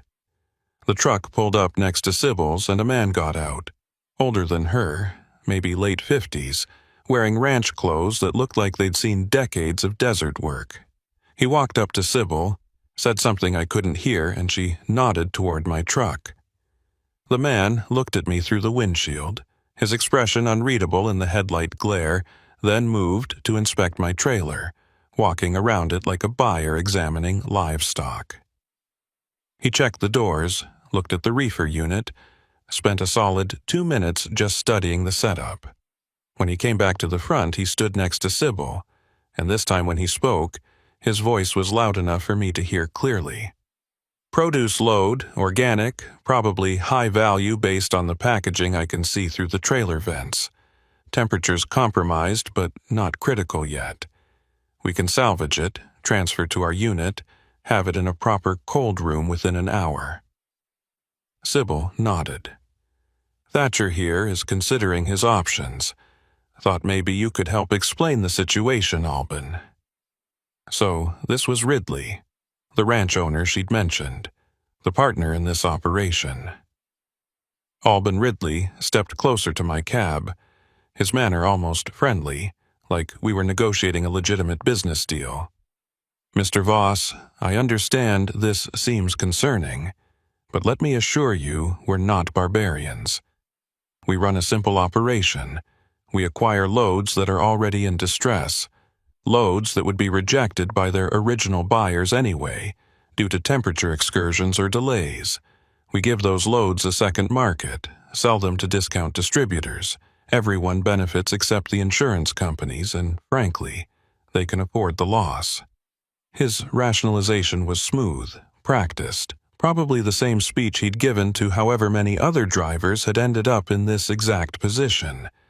But the crowbar in Sybil's hand and the isolation of this location told a different story about what happened when drivers didn't cooperate with this simple operation. I kept my voice steady. "And if I refuse? If I just turn this truck around and head back to the interstate, Albin's friendly expression didn't change, but his words carried clear threat. Then you'd be making a very poor decision. This road doesn't lead back to I-8, not from this point. Goes deeper into the ranch property, eventually dead ends at an old mining claim about 15 miles south. You'd run out of fuel before you found a way out, assuming your truck could even navigate the terrain, which it can't. And your phone, I'm sure you've noticed, doesn't work out here. We're in what the cellular companies call a dead zone. Nearest tower is 40 miles east. He was right about the phone, and his knowledge of the road system suggested he was telling the truth about the route being a dead end. I was boxed in, literally and figuratively, with two people who'd clearly done this before, and a load of produce that was losing value by the minute. "What's to stop me from reporting this whole thing once you let me go?" I asked. "You've admitted to sabotaging trucks, to cargo theft, to running a criminal operation." Sybil answered that one, her tone almost amused. "Report it to who exactly? You followed a repair person off the interstate voluntarily. No one forced you. You drove to a private property seeking cold storage, again, your choice. And when you get back to civilization and make these accusations, all you'll have is a story about a helpful mechanic and a rancher who was unfortunately unable to help you with storage because his facility was full. No evidence, no witnesses, just your word against ours." She was right, and that realization settled in my stomach like lead. Any story I told would sound paranoid, unprovable, especially when they could produce receipts for the legitimate repair work Sybil had done on my radiator hose. It would be my word against theirs, and I'd be the driver who lost a valuable load in the process, facing questions from my company about why I deviated from the approved route. They'd thought this through, probably refined the operation over multiple iterations, closing every loophole that might expose them. Albin pulled out a phone. Not for a call, but to show me something on the screen. It was a photo. Another semi-truck, different company livery, parked in what looked like this exact location. "That driver cooperated," he said. "Made his report, got paid by his insurance, found new work with a different company. Drove away from here safe and sound." He swiped to another photo, different truck, same location. This one cooperated too. Insurance payout, no complications. He swiped again, and this time the photo showed a truck that looked damaged, windows broken, paint scraped, sitting in what appeared to be a ravine or wash. This driver didn't cooperate. Tried to run, ended up rolling his truck in a wash about 8 miles from here. Took rescue crews 2 days to find him. The implication was clear, and I felt my mouth go dry. "What happened to that driver?" I asked, though I wasn't sure I wanted the answer. Albin put his phone away. "Dehydration, exposure, some injuries from the rollover. Spent a week in the hospital, told a story about mechanical failure and losing control. Didn't mention us. Didn't mention any of this because he understood that some stories are better left untold." The threat underlying those words was unmistakable. I was running calculations in my head, trying to figure out any angle that gave me an advantage. Any move that didn't end with me either complying with their demands or ending up like the driver in the ravine. My eyes went to the fuel gauge, 3/4 of a tank. Maybe enough to go a significant distance if I could find a route. The CB radio was an option, but Sybil and Albin would hear any transmission, would know I was calling for help. My best chance seemed to be cooperating enough to stay safe while looking for an opportunity to escape or alert someone to what was happening. "All right," I said slowly, watching their reactions. "Say I cooperate. How does this work exactly?" Albin's expression relaxed slightly, like he'd won a negotiation he'd been confident about all along. "Simple process. You unlock your trailer, we transfer the pallets to our refrigerated unit using our equipment. Takes maybe 45 minutes. Once the transfer is complete, we drive our separate ways. You head back toward I-8 using a different route that actually connects to the highway, about 20 miles north of here. You call your company, report that you were hijacked by unknown individuals while broken down, describe it however you want, except you don't describe us or this location. Insurance handles the loss, and in 2 days, you'll have forgotten this ever happened. In 2 days, I'd be looking over my shoulder for the rest of my career, but I didn't say that. Instead, I asked, "What guarantee do I have that you'll actually let me go?" Sybil answered, still holding that crowbar. "You don't have guarantees, Thatcher. You have our track record, which is that we're in the cargo business, not the violence business. Keeping you safe keeps us safe, draws less attention, fewer complications. We've done this 19 times in the past 8 months, and 19 drivers went home to their families. You'll be number 20. 19 times. 19 drivers who'd been manipulated or forced into this exact situation, and apparently all of them had chosen compliance over resistance.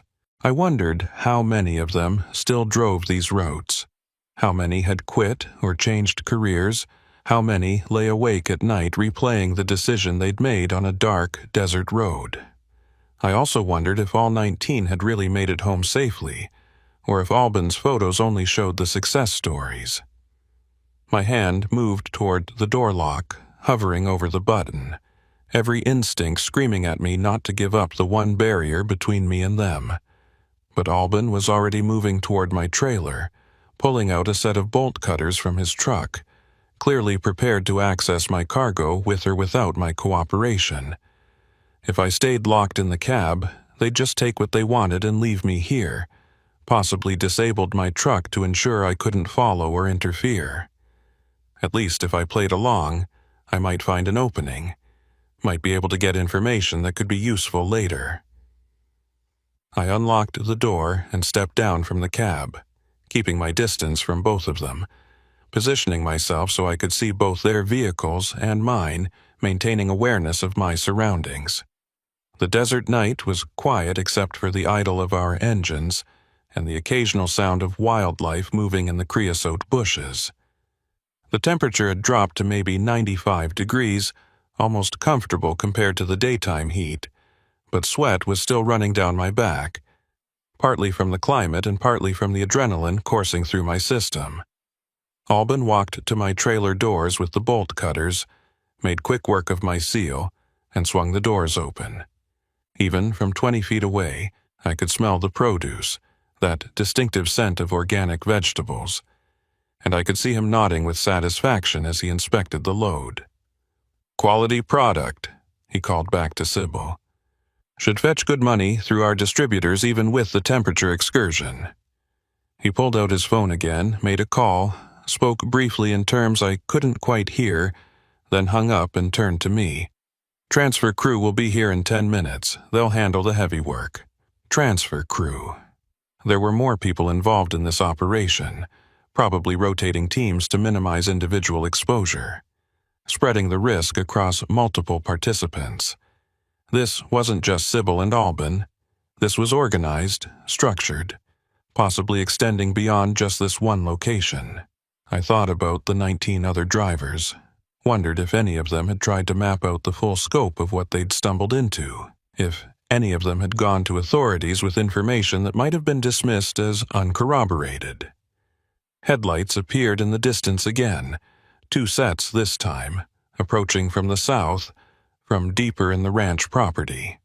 As they got closer, I could make out a flatbed truck with a small forklift secured to the bed and a cargo van following behind it. They pulled up, positioning themselves for efficient access to both my trailer and Albin's refrigerated unit, and 4 men got out, all wearing work clothes, all moving with the practiced efficiency of people who'd done this exact job multiple times before. None of them spoke to me, didn't even acknowledge my presence except for occasional glances to make sure I wasn't interfering. They unloaded the forklift, fired it up, and started transferring pallets from my trailer to Albin's reefer unit. I watched the operation, counting pallets, noting how they checked each one against some kind of manifest Albin was holding, probably verifying the load against shipping documents they'd somehow obtained. The whole thing was professional, methodical, almost corporate in its execution, which somehow made it more disturbing than if it had been chaotic or desperate. Sybil had moved closer to me, not threatening but watchful, making sure I didn't try anything stupid. I used the opportunity to ask questions, partly to gather information and partly to keep her talking, keep the situation from escalating. "How'd you know I'd be on I-8 tonight?" She considered whether to answer, then shrugged. "We monitor CB traffic, track patterns, know which companies run which routes on which schedules. When we hear about a high-value load moving through our operating area, we pay attention. Sometimes we get lucky with natural breakdowns. Sometimes we create opportunities. Your radiator hose was natural, just fortuitous timing. Fortuitous for them, catastrophic for me." I watched another pallet get transferred, my load disappearing into their operation, my career potentially disappearing with it. And if my company doesn't believe the hijacking story? If they think I'm involved somehow? Sybil's expression didn't change. "Then you'll have bigger problems than what happened here tonight." But most companies take the insurance payout and move on, cheaper than investigating, and drivers usually get the benefit of the doubt on first incidents. You'll be fine as long as you keep the story simple. The transfer was almost complete. 12 pallets now in Albin's reefer unit, just 2 left in my trailer. I was running out of time to figure out a move, to find some angle that gave me leverage or escape. My truck was still running, keys in the ignition. Technically, I could make a run for it, but with 6 people here and multiple vehicles, I wouldn't make it far before they cut me off or forced me off whatever road I tried to take. And Albin's story about the driver in the ravine suggested they were willing to use force if necessary. The last pallet came out of my trailer, and one of the crew members closed my doors, securing them with a new seal that Albin provided, probably to make my hijacking story look more legitimate. Albin walked over, handed me a piece of paper with directions written in neat handwriting. "Follow this route north. You'll hit a county road that connects to I-8 about 15 miles east of where you broke down. Make your calls from there, stick to the basic story, and we all get to go about our business." I took the paper, studied the directions, trying to memorize landmarks and turns that might be useful if I needed to guide authorities back here later. But even as I read it, I knew Albin was probably giving me a route that wouldn't reveal anything useful, that would loop around the actual transfer location, that would leave investigators with nothing but empty desert if they tried to follow my description. "What happens to drivers who don't stick to the basic story?" I asked, looking him directly in the eyes. His smile was cold. "Let's hope you never have to find out." The crew finished loading their refrigerated unit and started packing up their equipment, moving with the same efficient silence they'd maintained throughout the transfer. I stood there holding Albin's directions, watching my entire load disappear into their operation, feeling the weight of decisions I hadn't really been given the chance to make. Sybil had moved back to her pickup truck, the crowbar now stored somewhere out of sight, but her presence still felt threatening even at a distance. The forklift was being secured back onto the flatbed, tie-down straps being tightened by men who wouldn't make eye contact with me. Albin walked over to his refrigerated trailer, checked something on the reefer unit's control panel, then came back to where I stood. "Temperature's holding at 38 degrees, he said, like we were colleagues discussing normal logistics. "Your produce will be fine. Probably better than if it had stayed in your dead unit. We'll have it distributed through our network by tomorrow afternoon. Nobody wastes food, everybody makes money except the insurance company." His attempt to frame this as some kind of victimless crime, as if I should feel good about the efficiency of their theft, made my jaw clench. "Those 19 other drivers," I said, keeping my voice level. "They all just drove away and forgot about this?" Albin's expression remained neutral. "They made the smart choice, same one you're making right now. They understood that some battles aren't worth fighting, especially when you're outnumbered and outmaneuvered. They went home, filed their reports, collected their paychecks, and moved on with their lives. No reason you can't do the same." Except I knew that wasn't the whole story. The driver in the ravine proved they were willing to use violence when compliance wasn't guaranteed, and I suspected that photo he'd shown me wasn't the only incident that had gone beyond simple cargo theft. "What about the driver who's missing? You said one of the previous drivers is still missing." Albin's pause before answering told me I'd touched on something he hadn't intended to discuss. That situation was complicated. Driver made some poor decisions after he left here, got himself into trouble that had nothing to do with us. But that's the risk when people don't follow simple instructions. The implication was clear. Follow instructions or face consequences that might be attributed to other causes. I thought about how easy it would be to make a driver's disappearance look like something else, a wrong turn in the desert, a decision to abandon a truck and flee, personal problems that led to voluntary disappearance. They'd clearly thought through every angle, every potential exposure, every way a driver might become a liability instead of a complicit witness. The flatbed truck and the cargo van were pulling away now, heading back south into the ranch property, leaving just Sybil's pickup, Albin's truck with the loaded reefer, and my empty Freightliner. Albin checked his watch, an old analog piece that looked like it had been through decades of ranch work. "You should get moving, Thatcher. Follow those directions exactly. Don't deviate, don't try to explore or map the property. The route I gave you is the safe way out. Other roads on this land lead to places you don't want to end up." I wanted to ask what he meant by that, what other places existed on this property, but his tone suggested the conversation was over.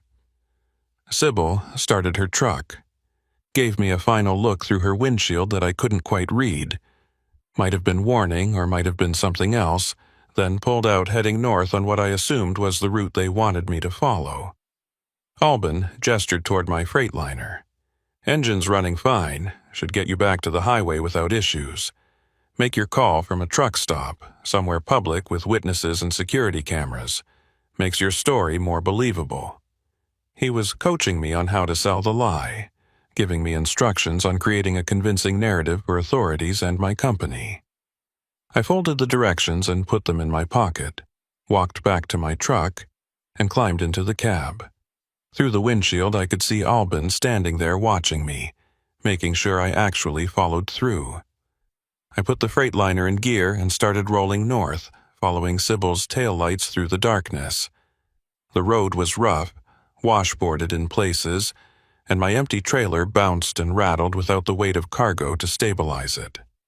I checked my mirrors constantly, watching for Albin's headlights, but he'd stayed back at the transfer point, probably waiting to make sure I was committed to the route before heading his own direction with my stolen load. Sybil maintained a steady pace about a quarter-mile ahead, her brake lights occasionally flaring when the road got particularly bad. My mind was racing through possibilities, trying to figure out if there was any move I could make that wouldn't end with me in a ravine or worse. The CB radio was useless out here, no one to call, and even if I tried to broadcast my location, Sybil would hear it immediately. My phone still showed no signal, the cellular dead zone apparently covering a huge swath of this ranch property. I was following directions from people who'd just robbed me, trusting them to actually lead me to safety rather than deeper into a trap. About 15 minutes into the drive, the terrain started changing, getting rockier, more elevated, like we were climbing into foothills. The road made a series of switchbacks, and I had to drop my speed to maybe 10 miles per hour to negotiate the turn safely with an empty trailer. At the top of one rise, I caught a glimpse of lights in the distance to the east. Might have been the interstate or might have been Gila Bend. Hard to tell from this angle. But it gave me a reference point, a direction that represented civilization and safety. Sybil's truck disappeared around a bend ahead, and when I came around the same turn, I saw her brake lights were on, and she was stopped in the middle of the road. My first thought was another setup, another complication, but as I got closer I could see why she'd stopped. The road forked here, two equally rough tracks heading in different directions, and there was no indication which one matched Albin's directions. I pulled up behind her, left my engine running, and she got out of her truck and walked back to my cab. I rolled down the window just a few inches, enough to hear her but not enough to give her access to the cab. "Left fork," she said, pointing. "Takes you to the county road that connects to I-8. Right fork loops back into the property. You don't want to take it." She seemed almost helpful now, the threatening demeanor from earlier replaced with something that might have been professional courtesy or might have been performance. "How far to the county road?" I asked. She checked her phone, which apparently had signal even though mine didn't, possibly because she had equipment or access that regular phones lacked. "Maybe 8 miles, mostly downhill from here. You'll see a cattle guard at the county road intersection. Cross that and turn east. You'll hit I-8 in about 20 minutes. She studied my expression, maybe trying to gauge whether I was going to follow instructions or try something else. "Thatcher, I know this feels wrong, and yeah, it is wrong. But you made it through. You're going home. That's more than some people in your situation can say." The statement hung in the air between us, confirmation that not everyone who'd encountered their operation had survived or escaped intact. I wanted to ask her about the missing driver, about what had really happened, but I also knew that pushing for answers might trigger a reaction I couldn't control. "Why are you doing this?" I asked instead. "You're clearly capable, could probably make decent money legitimately. Why set up drivers like this?" Sybil was quiet for a moment, and in the headlight glow, I could see her face clearly for the first time. The weathering from years in the desert sun, the hard set of her jaw that suggested she'd made peace with her choices, because the margins in legitimate work keep shrinking, and the bills keep coming. Because corporations squeeze every dollar out of drivers and mechanics alike. And sometimes you get tired of being on the losing end. This operation, it's just reallocating resources from people who can afford the loss to people who can't. It was the same rationalization Albin had used, framing theft as economic justice, as if victimizing individual drivers was somehow striking back at corporate greed.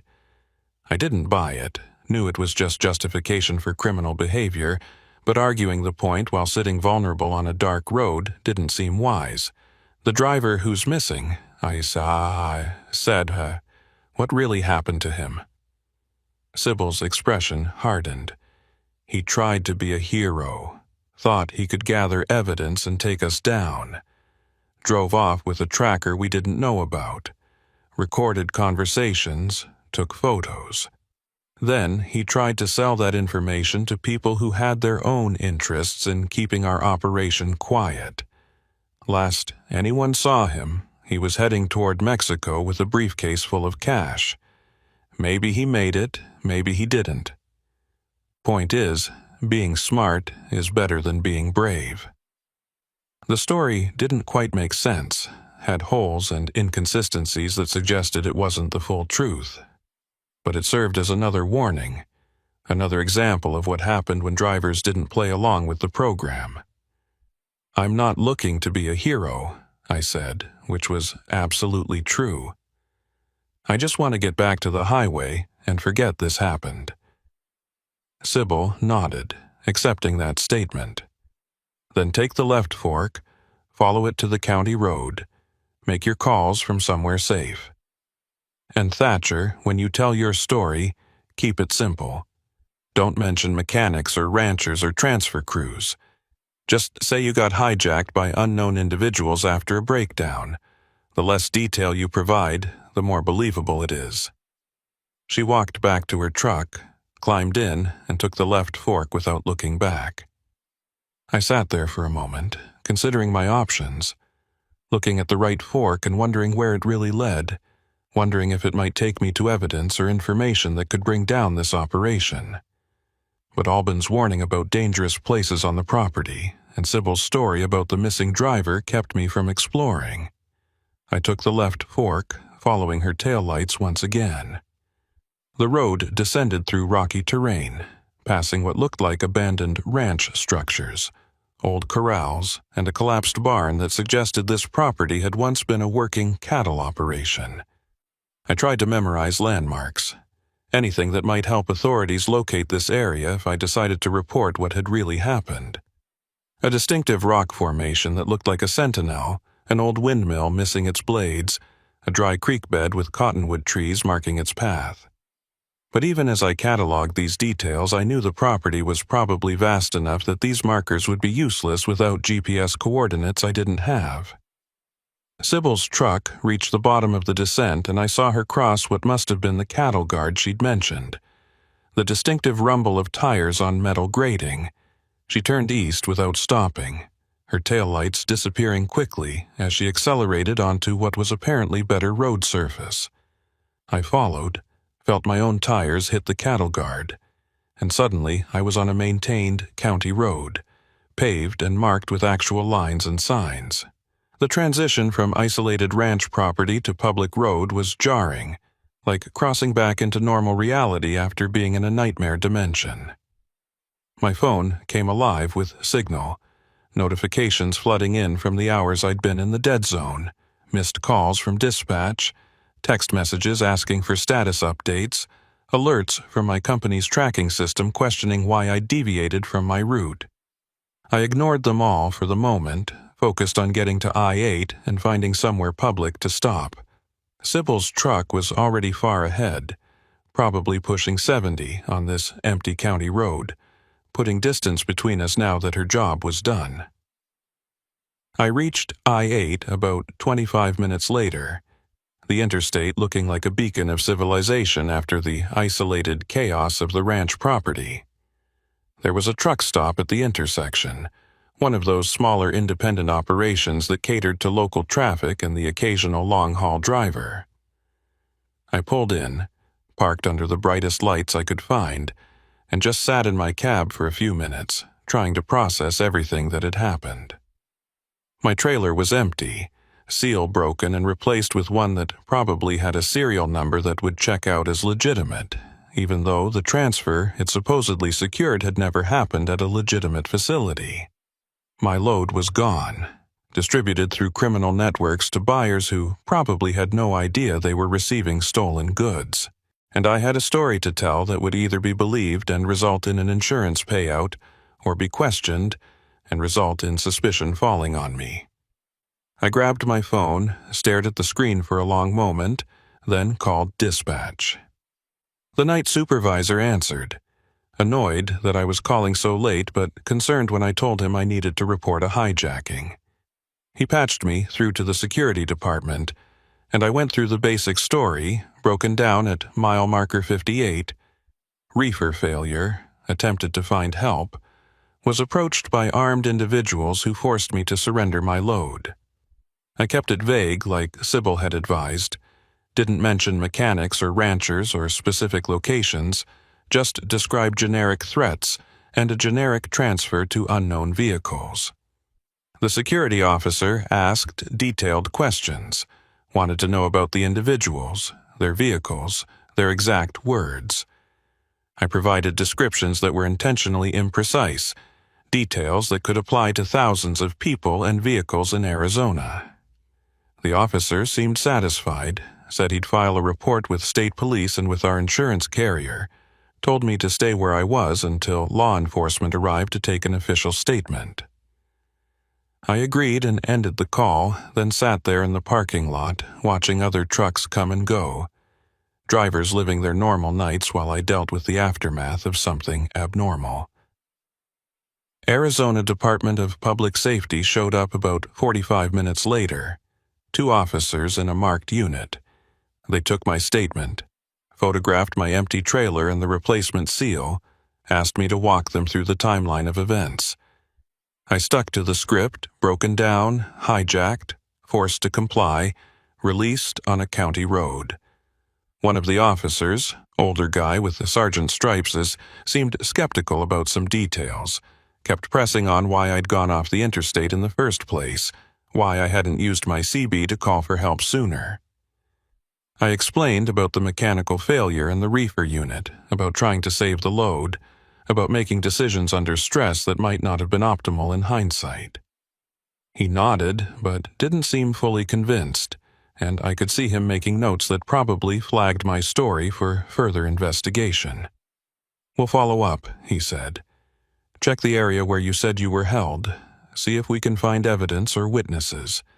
In the meantime, you'll need to stay available for additional questions." They cleared me to leave, and I started the drive back to Phoenix with an empty trailer, my mind replaying every moment from the breakdown to the transfer to this parking lot conversation. I thought about Sybil's warning to keep it simple, about Albin's confidence that drivers always chose compliance over resistance, about the 19 others who'd apparently made the same choice I was making now. I wondered if any of them had tried to do more afterward, if any of them had given police enough information to actually investigate, or if they'd all just taken the path of least resistance. I made it to the Phoenix terminal around 3 a.m., parked my rig in the yard, and filled out the incident reports that my company required. By sunrise, I was in a manager's office explaining why I'd lost a $40,000 load of organic produce, why I'd deviated from approved routing, why my story had gaps that couldn't be easily verified. The manager was professional but clearly suspicious, asking the same questions the state police had asked, looking for inconsistencies or admissions that might indicate I was somehow involved in the theft. "The insurance company is going to investigate this thoroughly," he warned me. "They'll want to interview you, probably multiple times. They'll check your financials, look for any indication of collusion or staged theft. If this is legitimate, you'll be cleared and we'll move forward. If there's any hint you were involved, you'll be terminated and possibly face criminal charges." I assured him it was legitimate, that I was a victim, that I wanted whoever did this caught and prosecuted. He seemed to accept that, but made it clear I was on administrative leave until the investigation concluded. I drove home in a rental car the company provided, arrived at my apartment as the sun was fully up, and collapsed on my couch without bothering to change clothes. My phone kept buzzing with calls from the insurance investigator, from additional law enforcement agencies, from my union representative checking if I needed legal support. I ignored them all, too exhausted and too conflicted to engage with the machinery of investigation and bureaucracy. Over the next week, I gave 3 more statements to various investigators, walked through the timeline so many times I could recite it in my sleep, stuck to the basic story despite increasing pressure to provide more detail. The insurance company sent their own investigator, a former cop who specialized in cargo theft, and he spent 2 hours trying to poke holes in my account, looking for the inconsistencies that would justify denying the claim. I held firm, described the hijacking in the same vague terms I'd used from the start, and eventually he seemed to accept that either I was telling the truth or I was disciplined enough to maintain a lie under interrogation. What haunted me wasn't the investigation or the suspicion. It was the knowledge of what was really happening on that ranch property. The operation that had victimized at least 19 other drivers and would probably continue victimizing more. I thought about reporting the real story, about telling investigators about Sybil and Albin and the organized nature of the theft. But every time I considered it, I remembered Albin's photos, remembered the driver in the ravine, remembered Sybil's story about the missing driver who'd tried to be a hero. And I remembered something else, something Albin had said that stuck with me. He'd mentioned distributors who received the stolen loads, buyers who were part of the network, people who had interests in keeping the operation quiet.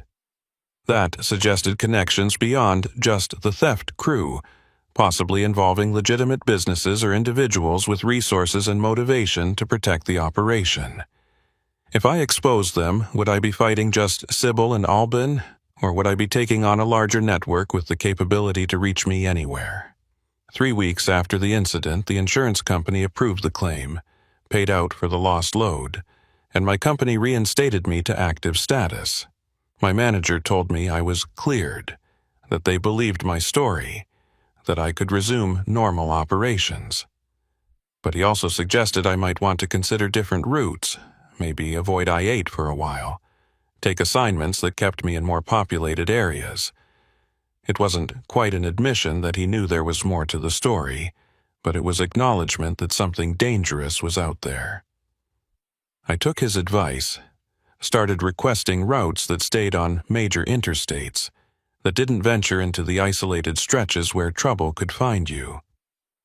Other drivers noticed the change, asked if I was getting cautious in my old age, made jokes about me being spooked by the hijacking. I laughed it off, didn't explain the real reason, didn't share what I knew about operations targeting truckers on lonely roads. Because to explain would be to admit I'd chosen silence over justice, chosen personal safety over protecting other drivers who might face the same situation.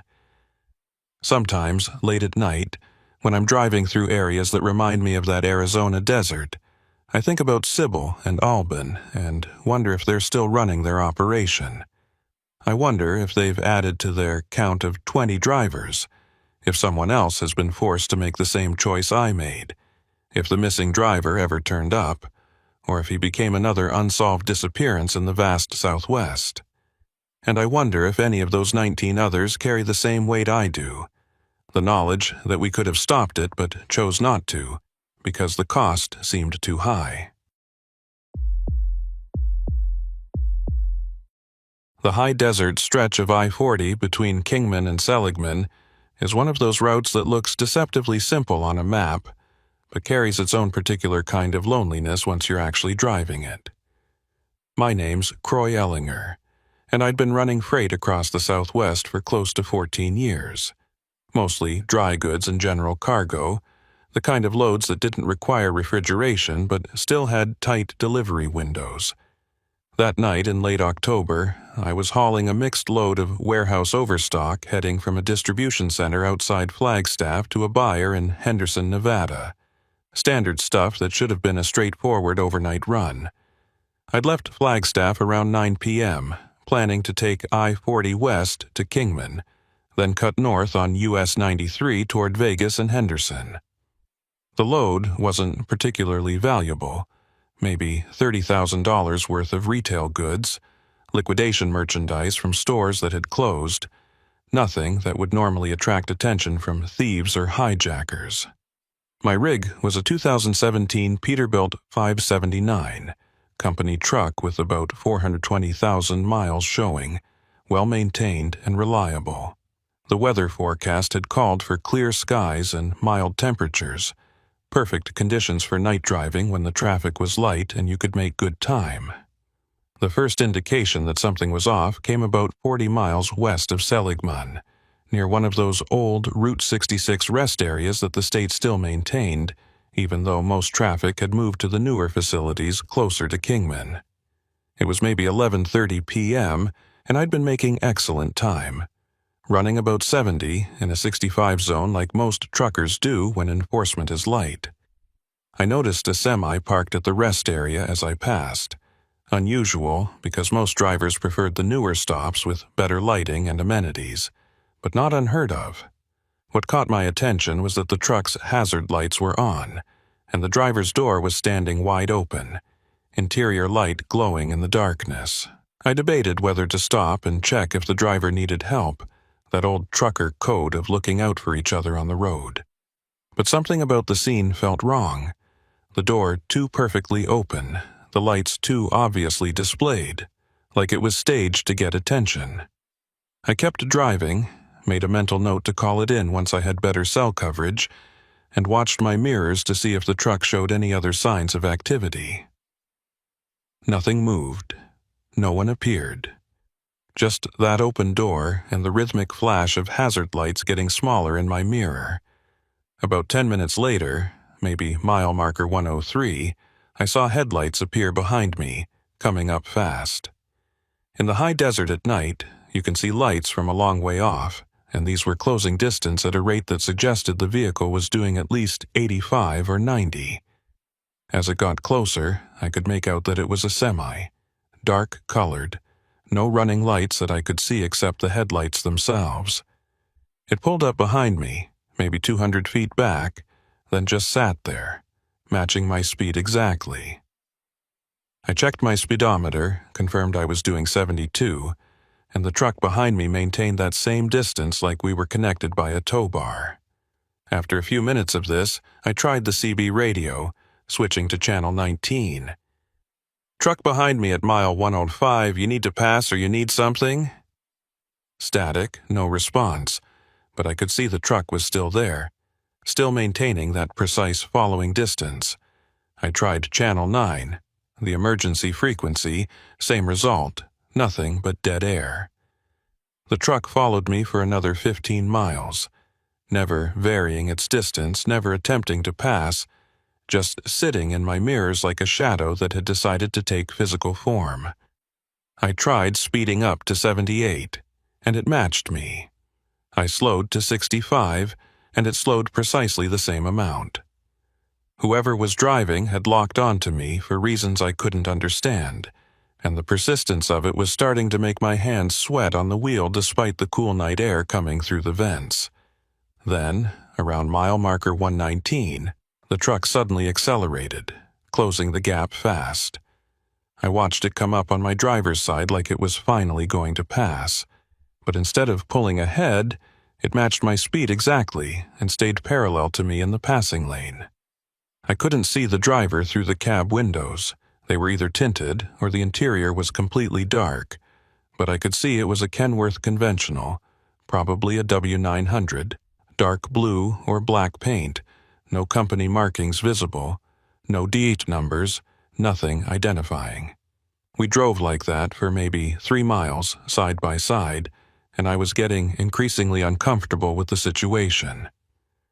The truck was close enough that any deviation in either of our paths would result in contact, and at 70 miles per hour, that kind of collision would be catastrophic for both of us. I tried the CB again. "Kenworth in the passing lane, you need to complete your pass or drop back, you're in my blind spot." No response, the truck just maintained its position. Then it started drifting toward me, just slightly, maybe 6 inches, then another 6 inches, forcing me to ease toward the shoulder to maintain separation. I hit my horn, 3 long blasts that echoed across the empty desert, and the truck drifted back to center of its lane. But the message was clear. Whoever was driving could push me off the road any time they wanted, and they wanted me to know it. I was being played with, tested, or warned, I couldn't tell which. The Kenworth held a position for another mile, then suddenly accelerated and pulled ahead, getting maybe a quarter mile in front of me before its brake lights came on. It slowed dramatically, forcing me to slow down as well to avoid rear-ending it, dropping from 70 to 50 to 40, crawling along the interstate at a speed that was dangerous given the lack of visibility and the possibility of faster traffic coming up behind us. I put on my hazards, hoping anyone approaching from behind would see the warning and slow down, but there was no other traffic visible in either direction. Just me and this Kenworth playing some kind of dangerous game. After maintaining 40 miles per hour for maybe 5 minutes, the Kenworth suddenly swerved onto the shoulder, kicking up dust and gravel, and came to a complete stop. I passed it, accelerating back to normal speed, and watched in my mirrors as it sat there on the shoulder. Hazard lights now on, mimicking the abandoned truck I'd seen at the rest area. The parallel was too obvious to be coincidence, and I realized with growing dread that whoever was in that Kenworth might be connected to the abandoned truck. Might be part of some kind of operation that used distressed vehicles to lure drivers into stopping. I grabbed my phone, planning to call Highway Patrol, but I had no signal, which was typical for this stretch of I-40 where cellular coverage was spotty at best. The CB was still useless, no response on any channel, and I was starting to wonder if the Kenworth had some kind of jamming equipment, some way to block communications in the immediate area. I'd heard stories about sophisticated cargo thieves using military-grade tech, but I'd always figured those were trucker legends, exaggerations of more mundane crimes. The Kenworth's headlights came back on, and I watched it pull back onto the interstate, accelerating hard to catch up with me. This time it came up fast on my passenger side, and as it pulled even, I got my first clear look at the cab interior through my passenger window. There was someone in the driver's seat. I could see the silhouette, but something was wrong with the way they were positioned. Too still, too rigid, like a mannequin or a person who wasn't actually operating the vehicle. The thought that maybe the truck was being controlled remotely or by someone hidden lower in the cab sent a chill through me. The Kenworth stayed parallel for maybe 30 seconds, close enough that I could have reached out and touched it if the windows were open. Then it dropped back and disappeared from my mirrors entirely, just gone like it had never been there. I kept checking, expecting to see headlights reappear, but there was nothing behind me except empty highway stretching back into darkness.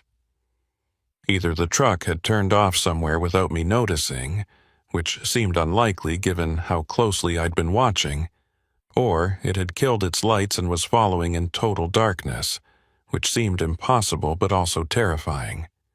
I pushed my speed up to 75, trying to put distance between me and whatever had just been harassing me, and that's when I saw the next rest area sign, 2 miles ahead. This was the newer facility I'd been planning to skip, intending to push straight through to Kingman and fuel up there. But the thought of staying on this highway alone with a phantom Kenworth somewhere in the darkness made the rest area seem like a better option, somewhere with lights and hopefully other people, even if it was the middle of the night. As I approached the rest area, I could see it was nearly empty. Just one vehicle visible in the parking area. Looked like a passenger car, maybe a sedan, parked near the restroom building. There were lights on in the building itself, and I could see what appeared to be a maintenance or custodial vehicle parked near the side entrance. I took the exit, slowing for the loop, and pulled into the truck parking section, choosing a spot under the brightest light pole I could find. I sat there for a moment with the engine idling, checking all my mirrors, looking for any sign of the Kenworth. The highway behind me was empty. No headlights, no movement. Just the usual desert night silence. I grabbed my phone, still no signal, which was frustrating but not surprising for this location. The restroom building was maybe 75 feet from my truck, well-lit pathway between them, and I could see someone moving inside through the windows, probably the custodian doing their rounds. I decided to make a quick run to the restroom, stretch my legs, maybe see if the custodian had a phone or radio I could use to report the harassment I'd experienced. I locked my cab, pocketed my keys, and started walking towards the building. The desert air was cold, probably down in the mid-50s, and perfectly still, no wind at all. My footsteps echoed on the concrete walkway, and I had that prickly feeling of being watched that made me keep checking over my shoulder. The restroom building was one of those modern designs with the facilities separated by a central corridor and a small custodial office at the far end. As I walked past the women's restroom entrance, I noticed something that made me slow down. There were wet footprints on the concrete, recent enough that they hadn't dried yet, leading from the women's restroom out toward the parking area. But the pattern was wrong. The footprints were going in both directions, in and out multiple times, and they were all the same size, same shoe tread, like one person had been pacing back and forth.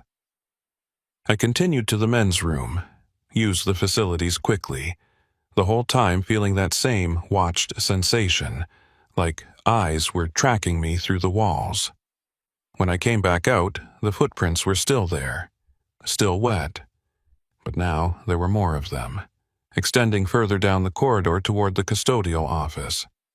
I could hear sounds from that direction. Movement, maybe equipment being used, normal maintenance sounds. But my instincts were telling me to get back to my truck, to not investigate, to just leave this rest area and deal with the Kenworth situation somewhere else. I started walking back toward the exit, and that's when I heard the voice behind me. "Sir, excuse me, sir. Could you help me with something?" I turned, and there was a woman in a custodial uniform, maybe late 40s, carrying a mop and bucket, standing in the corridor I'd just left. She looked normal, professional, exactly what you'd expect for a rest area custodian. But something about her expression was off, too fixed, too intense, like she was concentrating very hard on appearing casual. "What do you need?" I asked, keeping my distance, hand in my pocket where my keys were, ready to run if necessary. She gestured toward the custodial office. "I've got a water leak in the storage area. Need someone to help me move some equipment so I can access the shutoff valve. Would only take a minute, and I'd really appreciate it. Been trying to handle it myself for the last hour." It was a reasonable request, the kind of thing most people would help with without thinking twice. But I'd just been harassed by a phantom truck for 30 miles.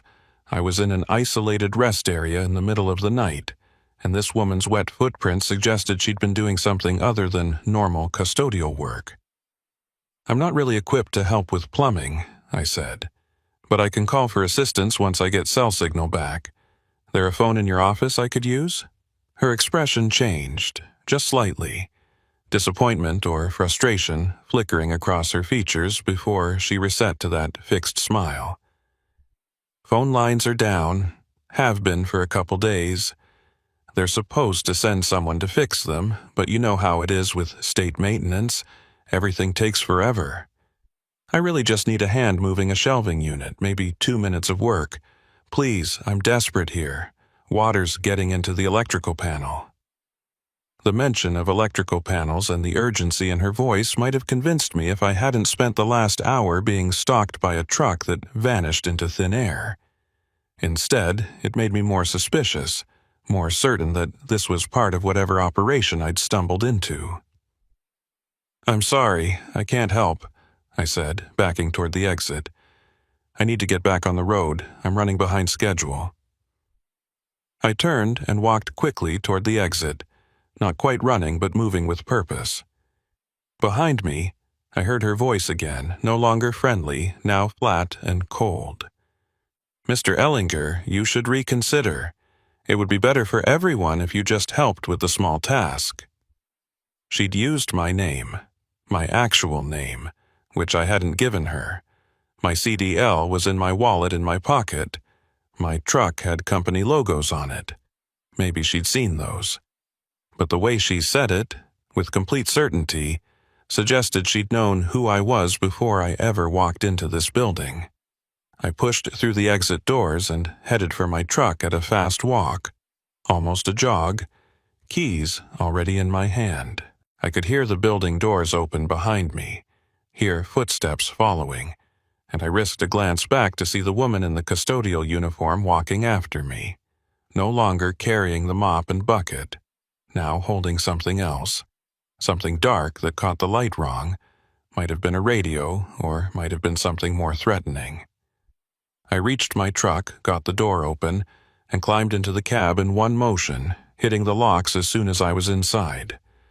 The woman, her name tag said Letha Moreland, had stopped maybe 20 feet from my truck, just standing there watching me with that same fixed expression. I started the engine, put it in gear, and started to roll forward. That's when I saw the headlights at the rest area entrance, a semi-truck pulling in, and even in the darkness, I could tell it was the Kenworth, the one that had been stalking me. The Kenworth pulled into the rest area with deliberate slowness, positioning itself to block the main exit back to the interstate. I watched it in my mirrors, calculating angles and distances, trying to figure out if I had enough space to maneuver around it or if I was effectively trapped in this parking lot. Letha Moreland was still standing there, and now she'd pulled out what I could clearly see was a radio, speaking into it while watching my truck. The coordination was obvious. She was communicating with whoever was driving the Kenworth, working together to box me in.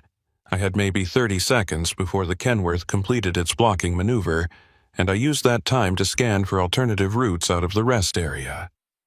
There was a service road on the east side of the parking lot, probably used by maintenance vehicles. Looked like it might connect to the frontage road that ran parallel to the interstate. It was narrow, barely wide enough for a semi, and I had no idea if it was even passable or if it dead-ended somewhere in the desert. But it was the only option that didn't involve trying to squeeze past the Kenworth or waiting to see what Letha and her partner had planned. I cranked the wheel hard right and accelerated toward the service road, my trailer swinging wide, clearing the concrete barriers by inches. In my mirror, I saw Letha start running toward her custodial vehicle, and the Kenworth's engine revved as the driver realized what I was attempting. The service road surface was rough, cracked asphalt with sections of exposed gravel, and my rig bounced violently as I pushed my speed up to maybe 40 miles per hour. Faster than was safe but necessary to maintain the gap. The road curved behind the rest area facilities, past dumpsters and storage sheds, then started descending slightly toward what looked like a wash or drainage channel. I could see the frontage road beyond it, parallel to I-40, maybe 100 yards away. The problem was the crossing between where I was and where I needed to be. It looked like an old concrete ford, the kind built for occasional water flow, and I had no idea if it would support a loaded semi or if the approach angles would high-center my trailer. Behind me, headlights appeared. The Kenworth had found the service road and was following, closing distance because it was lighter and more maneuverable than my fully loaded rig. I could also see Letha's custodial vehicle, a white pickup truck with state markings, joining the pursuit. They were coordinated, professional. Clearly not the first time they'd chased someone through this area. I hit the concrete ford doing maybe 35. Felt the whole rig lurch as the front axle dropped into the depression, then the drives, then the trailer tandems, each impact jarring and violent. The trailer scraped bottom. I heard metal grinding against concrete, but momentum carried me through and up the other side. I was on the frontage road now, paved but narrow, barely wide enough for two vehicles to pass. I turned west toward Kingman, paralleling the interstate that was maybe 50 yards to my left, separated by a fence and an embankment. My speed was back up to 50, pushing 55, and I was checking mirrors constantly, watching the Kenworth navigate the same ford I'd just crossed. It made it through, as did Letha's pickup, and now they were both on the frontage road behind me, the Kenworth maybe 200 yards back, the pickup closer, probably doing 65 and closing fast. The frontage road stretched ahead into darkness, no streetlights, no signs indicating where it led or if it eventually reconnected with the interstate.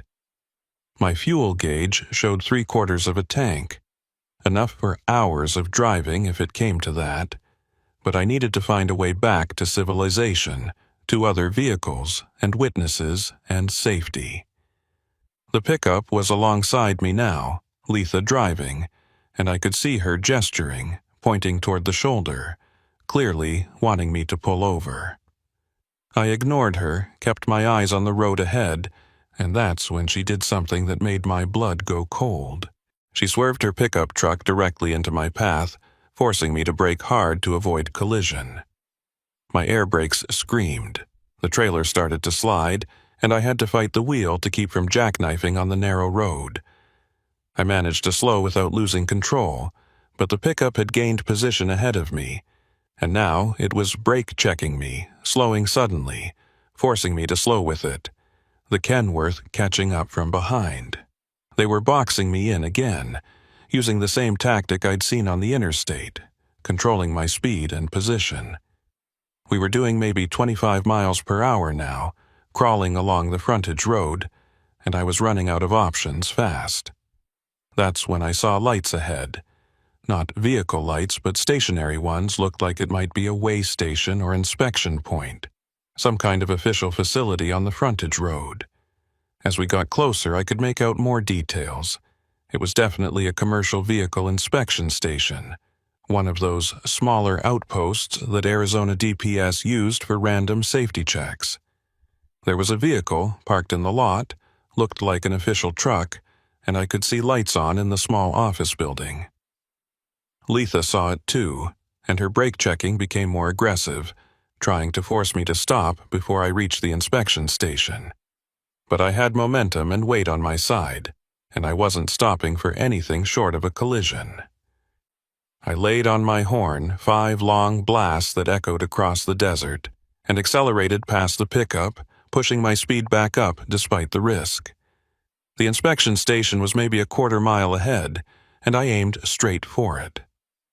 The Kenworth behind me suddenly accelerated as well, like the driver had decided to make a move before I reached help. It came up fast on my driver's side, attempting to pull alongside, and I could see the cab more clearly now in the ambient light from the inspection station ahead. The driver was visible this time, a figure hunched over the wheel, but still something wrong about the posture, about the way the head was angled. The Kenworth started drifting toward me again, that same aggressive move from before, trying to push me off the road or force me to stop. I had maybe 15 seconds before I'd reach the inspection station, and I used my size advantage, held my line firmly, forcing the Kenworth to either back off or risk a collision that would damage both vehicles. The driver chose to back off, dropping behind me, and I swept into the inspection station lot with my horn still blaring, my hazard lights flashing, my high beams on, making as much noise and light as possible to get attention. The office door opened immediately, and a figure emerged, a man in what looked like an Arizona DPS uniform, probably a commercial vehicle inspector working a night shift. I pulled to a stop in the middle of the lot, positioned so I could see all approaches, and watched as both the Kenworth and Letha's pickup slowed dramatically, then turned off the frontage road onto a side track, disappearing into the desert darkness without ever entering the inspection station property. The DPS inspector walked toward my truck, hand resting on his duty belt, clearly aware that something unusual was happening. I rolled down my window as he approached, and he called up, "Everything all right, driver?" That was quite an entrance.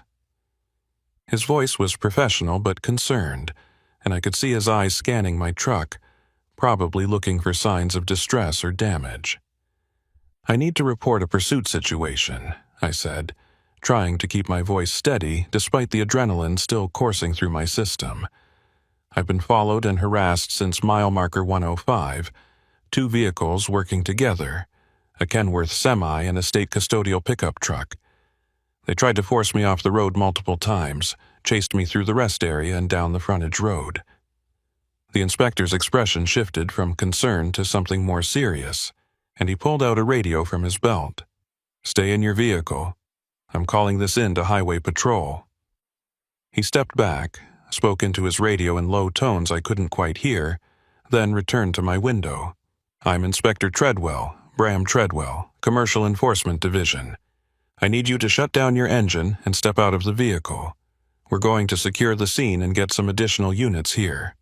I complied, killing the engine and climbing down from the cab. Treadwell positioned himself where he could watch both me and the surrounding area, clearly taking the threat seriously. "You said a custodial vehicle. From which rest area?" I described the location, the newer facility about 10 miles back, and mentioned Letha Moreland by name from her tag. His expression darkened further. "That facility's been closed for maintenance for the past 2 weeks. There shouldn't be any custodial staff there at all." That information hit me like a physical blow. The rest area was closed, which meant Letha wasn't a legitimate employee, She was using the uniform and the facility as cover for whatever operation they were running.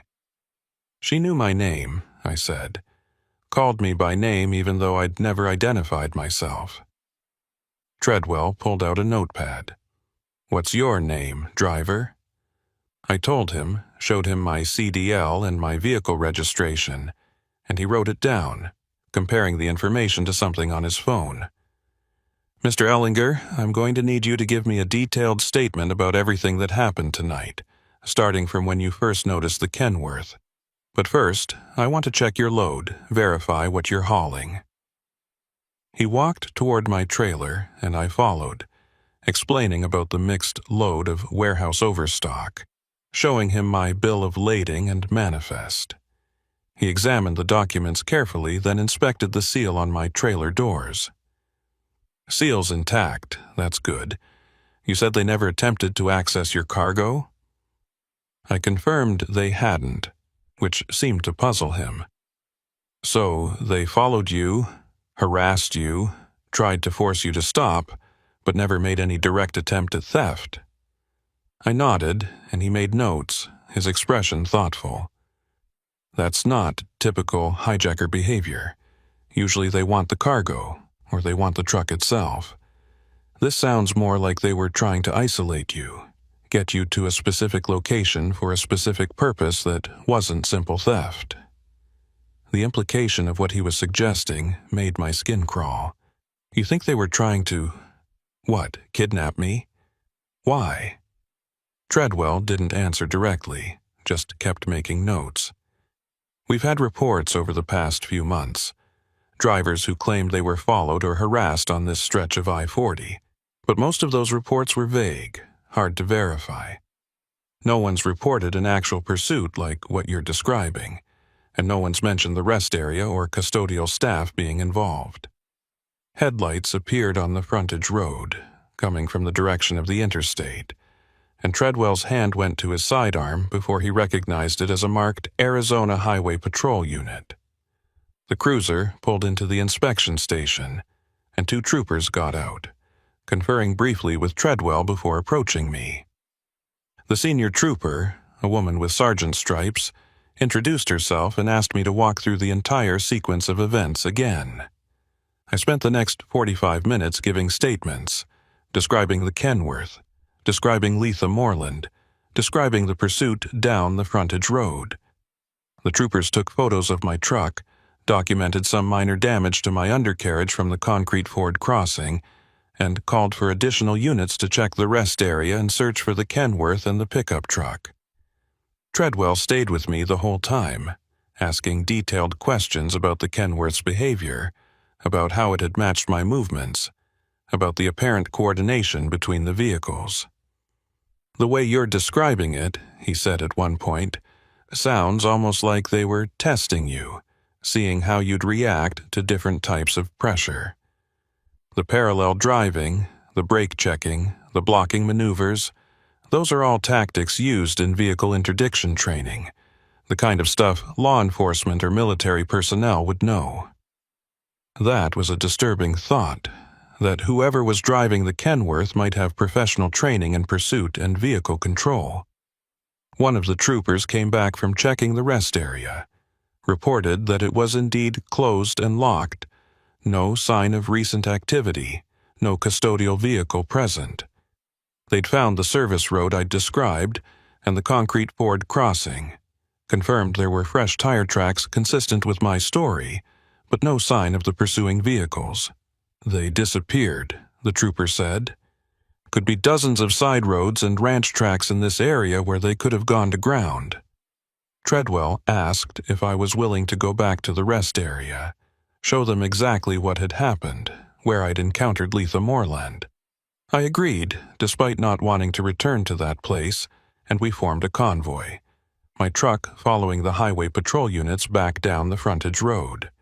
The inspection station receded in my mirrors, and I felt exposed again, vulnerable, even with law enforcement escort. The rest area looked different with multiple patrol vehicles lighting it up, their LED bars turning everything harsh blue and white. I showed them where I'd parked, where I'd encountered Letha near the restroom building, the corridor where she'd asked for help. Treadwell examined the area carefully, found the wet footprints I'd described, though they were mostly dry now. "These prints," he said, photographing them, "they're all the same tread pattern, same size, like you said. Someone was pacing or staging this scene. We checked the custodial office, found it locked, and Treadwell used a facility master key to open it. Inside was standard maintenance equipment, cleaning supplies, nothing unusual or suspicious at first glance. But then he opened a desk drawer and pulled out a clipboard with papers attached. 'Incident log,' he said, reading. 'Lists of trucks that have stopped here over the past 6 months, makes, models, company names, some with license plate numbers.' He flipped through the pages. 'Your truck isn't on here, Mr. Ellinger,' which means they weren't monitoring this facility for random targets. They were tracking specific vehicles or following specific drivers. That suggested premeditation, that I'd been selected as a target before I ever reached the rest area, possibly before I'd even left Flagstaff. How would they know I'd be on this route tonight?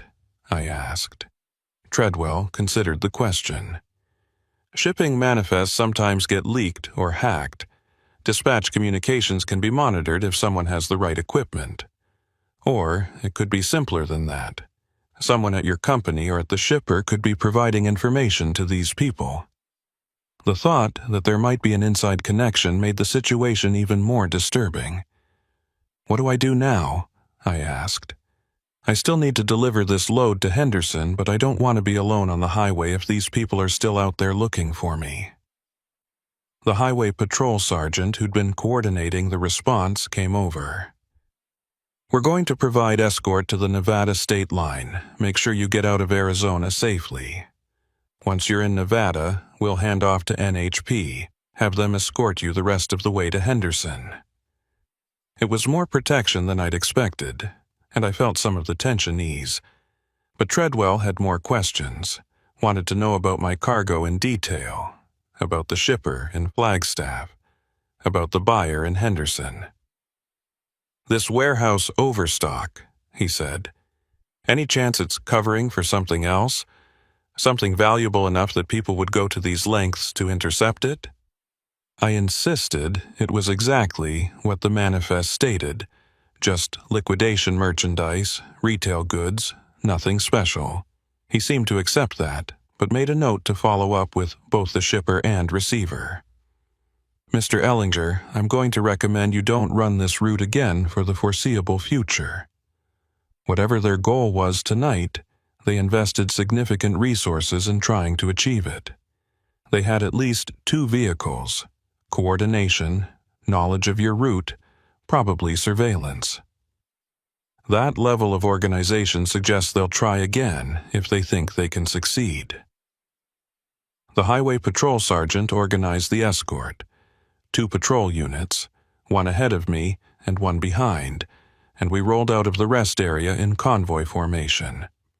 Back on I-40, heading west toward Kingman, I felt somewhat safer but couldn't shake the feeling of being watched. Every set of headlights in my mirrors looked potentially threatening. Every vehicle on the highway a possible pursuer. The patrol units maintained their positions, and we made it to Kingman without incident. Stopped at a truck stop for fuel and a brief break. While I was fueling, Treadwell pulled up in his inspection vehicle, got out and walked over. Got some information from our intelligence unit, he said. That Kenworth you described. We've had 3 reports of a similar vehicle in the past 2 months, all on I-40 or Route 66, all involving harassment of commercial drivers. None of the previous incidents escalated to actual pursuit like yours did, but the pattern's there. Dark Kenworth, no markings, aggressive driving, attempts to force drivers off the road or make them stop. What happened in those other cases? I asked. He checked his notes. 2 drivers reported it, gave statements, but we never found the truck. One driver didn't report it officially, just mentioned it in a conversation with another trucker who passed the information along. Could be more incidents that went unreported, drivers who didn't think it was worth calling in or who were afraid of retaliation. The Nevada state line was another 40 minutes west, and the Arizona units would hand me off there to NHP escorts who'd take me the rest of the way to Henderson. As we rolled back onto I-40, I noticed Treadwell was staying with the convoy, apparently planning to follow all the way to the state line. The highway stretched ahead, mostly empty at this hour. Just the occasional westbound truck or eastbound passenger vehicle. That's when I saw it in my mirror, maybe a mile back. A semi-truck with no running lights visible except headlights, pulling onto I-40 from what must have been a side road or rest area.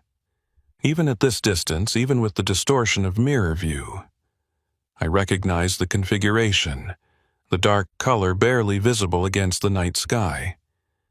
The Kenworth was back, and it was following us. I grabbed my CB radio, keyed the mic. "Inspector Treadwell, we've got company.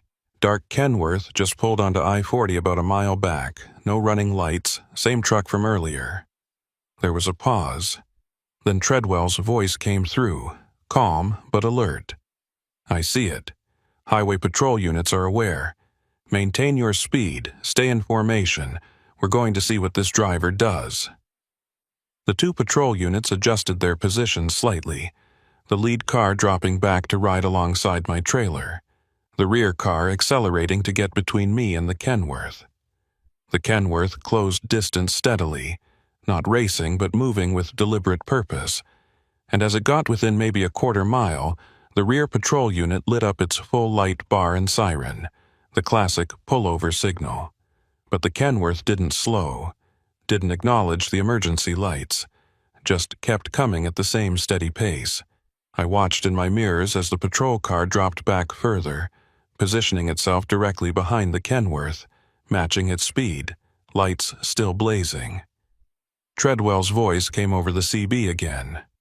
"Croy, that driver's not responding to law enforcement signals. This has escalated to a felony pursuit situation. We're going to try to execute a traffic stop, but I need you to stay calm and maintain your course. Do not attempt to intervene or take any action. Just drive steady." I acknowledged, my hands tight on the wheel, watching the drama unfold behind me through my mirrors. The patrol car behind the Kenworth tried to close distance, probably attempting to get a visual on the license plate or the driver, but the Kenworth suddenly accelerated, closing the gap to my truck rapidly. The rear patrol car matched the acceleration, and now we had a high-speed situation developing, speeds climbing toward 80 miles per hour. The lead patrol car, still alongside me, signaled for me to slow down, and I started easing off the throttle, dropping from 70 to 65 to 60. The Kenworth came up fast on my driver's side, the patrol car right on its bumper, and for a moment, all three vehicles were in a line alongside my truck. I could see the Kenworth's cab clearly now under the patrol car's spotlight, could see the driver, and what I saw made no sense. The person behind the wheel was slumped forward, head down, arms extended to the wheel but not moving, like they were unconscious or worse. The truck was driving itself, somehow maintaining speed and direction without active input. Treadwell must have seen it too because his voice came over the radio, sharp with alarm. "All units, that driver appears incapacitated. Vehicle may be on some kind of autopilot or cruise control system. Attempting to make contact." The rear patrol car pulled alongside the Kenworth's passenger side, and I could see the trooper gesturing, trying to get a response from the driver, but there was no reaction, no movement from the figure slumped at the wheel. The Kenworth started drifting toward me again, that same aggressive move from before, except this time there was clearly no one actively controlling it. The patrol car on the passenger side tried to pace it, keep it in its lane, but the drift continued, slow but inexorable. I had maybe 3 seconds before it would make contact with my trailer, and I was already on the shoulder with nowhere else to go.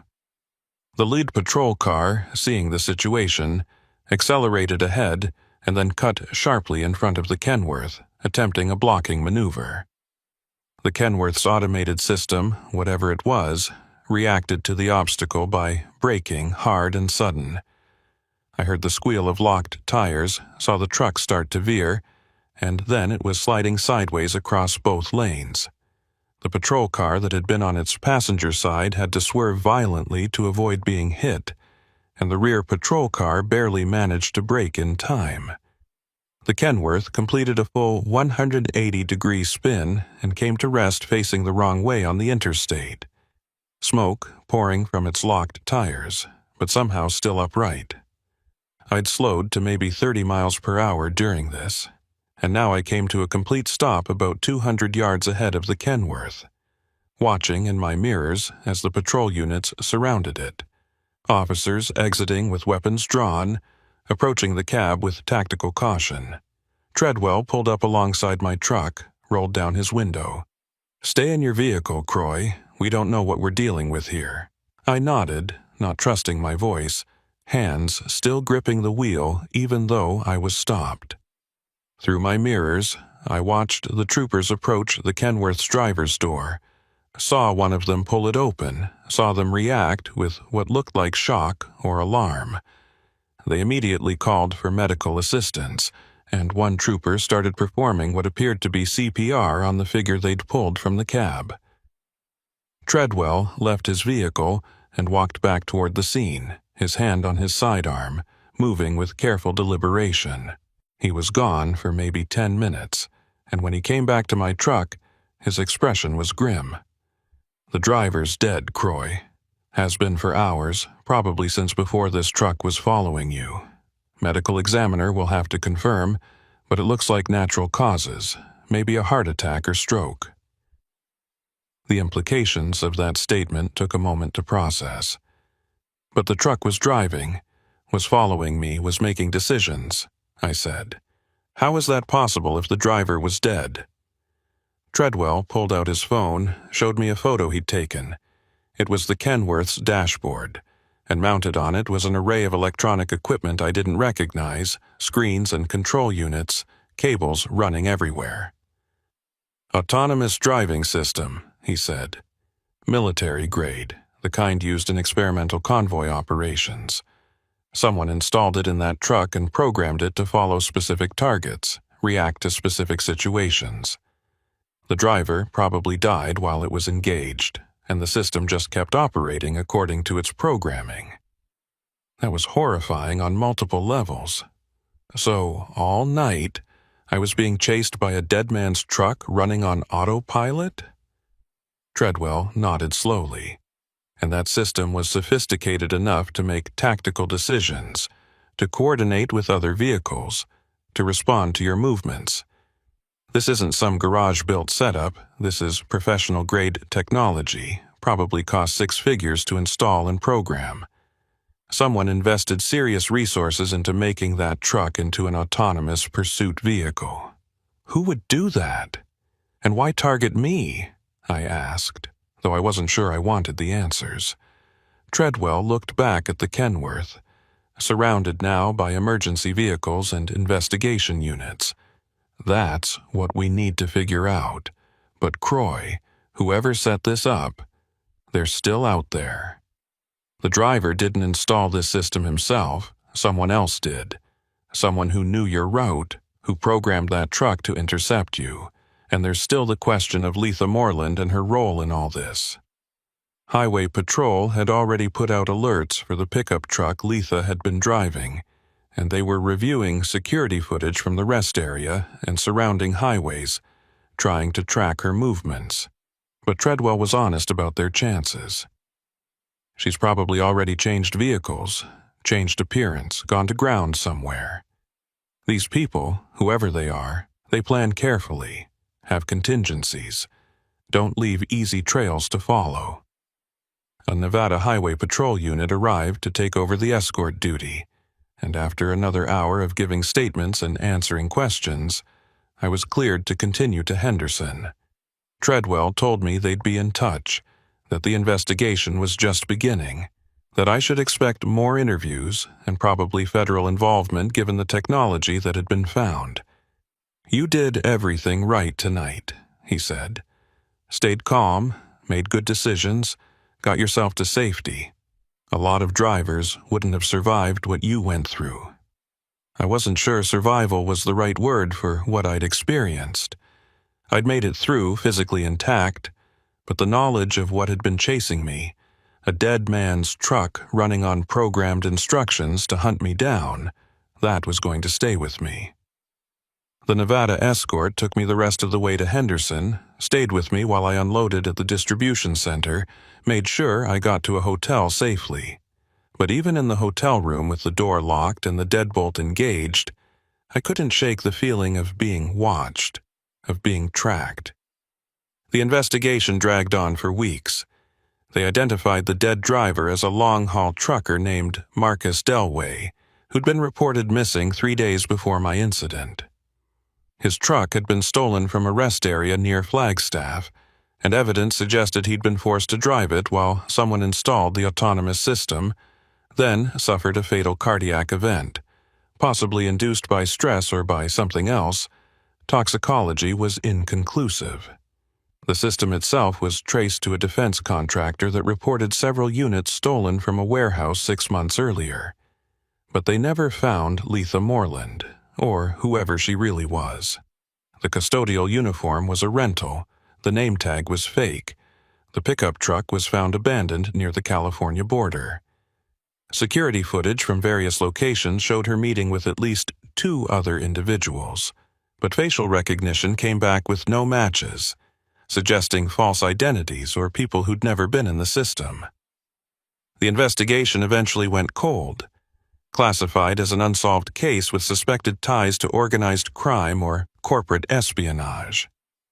What bothered me most was never finding out why I was targeted. My cargo was exactly what the manifest said: warehouse overstock. Nothing valuable, nothing worth the resources they'd invested. The shipper in Flagstaff was clean, the receiver in Henderson was legitimate. My company had no connection to anything suspicious.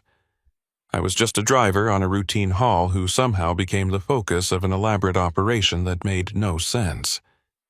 Treadwell had a theory he shared with me off the record, months after the incident.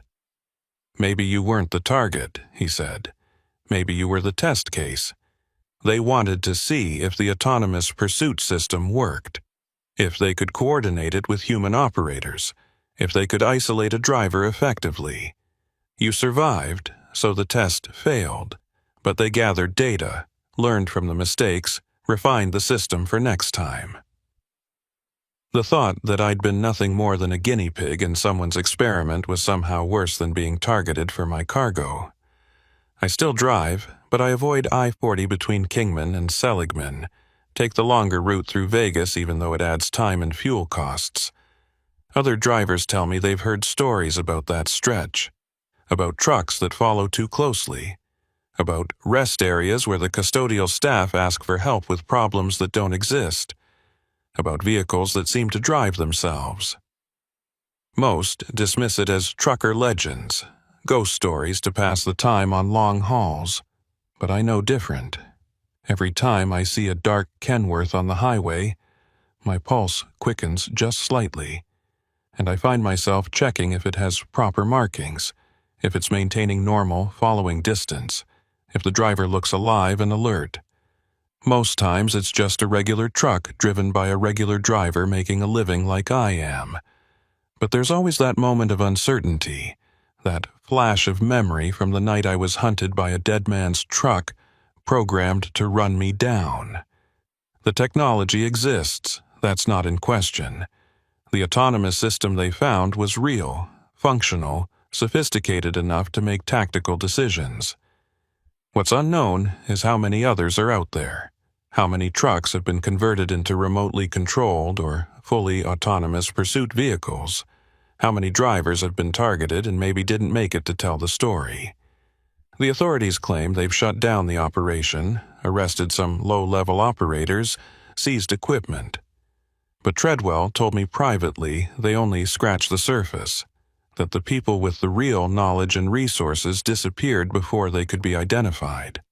Sometimes I think about Marcus Delway, the driver whose truck was used to chase me, who died while his vehicle continued its programmed mission. Did he know what was happening to him? Did he understand that his truck was being turned into a weapon? Or did the cardiac event take him before he could comprehend the horror of what they'd done? The medical examiner found evidence of prolonged stress, elevated cortisol levels, signs that he'd been under severe psychological pressure before his death. He was a victim too, just like I almost was. And Letha Moreland, or whoever she really was, is still out there. Treadwell showed me enhanced security footage from the rest area, and in some frames you could see her looking directly at cameras, almost like she wanted to be recorded, wanted us to know she could operate in plain sight and disappear without consequence. Her face, her mannerisms, everything about her was calculated, performed, the role of a helpful custodian played by someone with training in manipulation and deception. The most disturbing part came months later when another driver contacted me through a trucker forum, said he'd had a similar experience on a different highway, different state, but the same pattern, followed by an aggressive truck, encounter with someone in an official-looking uniform who knew details they shouldn't, pursuit that ended only when he reached other people. He'd reported it, was told it was being investigated, but nothing came of it.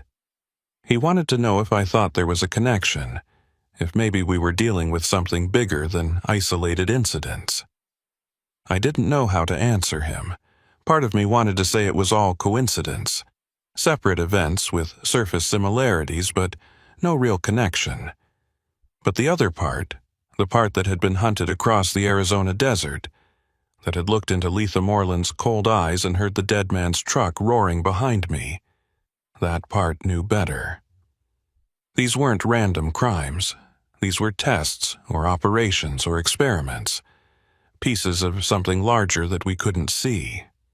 The last time I spoke with Treadwell, he mentioned that DPS was working with federal agencies to monitor for similar incidents, to identify patterns, to hopefully prevent future occurrences. But he also admitted they were reactive, not proactive, waiting for drivers to report problems rather than actively hunting the people responsible. We're outgunned, he said. They have technology we can barely understand, resources we can't match, and the ability to disappear whenever we get close. All we can do is document, investigate, and hope we eventually get lucky. I drive different routes now, vary my schedule, never announce my plans in advance, take random rest stops instead of the usual ones. Some drivers think I'm paranoid, that I'm letting one bad experience control my life. But they didn't see what I saw, didn't feel what I felt that night on I-40. They don't wake up at 3 a.m. in hotel rooms, checking the parking lot for dark Kenworths, wondering if tonight's the night the system finds them again. Because that's what haunts me most. The realization that I might not have been chosen for any particular reason, that I might have just been in the wrong place when they needed a test subject. Which means it could happen to anyone, any driver, any night, on any lonely stretch of highway where the desert swallows sound and the darkness hides intent. The autonomous truck is out there somewhere, or others like it, waiting for the next target, the next test, the next hunt. And somewhere, Letha Moreland is watching, coordinating, setting up the next operation. She knows my face, knows my name, probably knows my routes even now despite my precautions. I'm not actively being pursued anymore, but I'm not free either. I'm data in their system, a test case they can reference, a driver who survived when maybe I wasn't supposed to. That makes me either a loose end or proof of concept, and I'm not sure which is worse.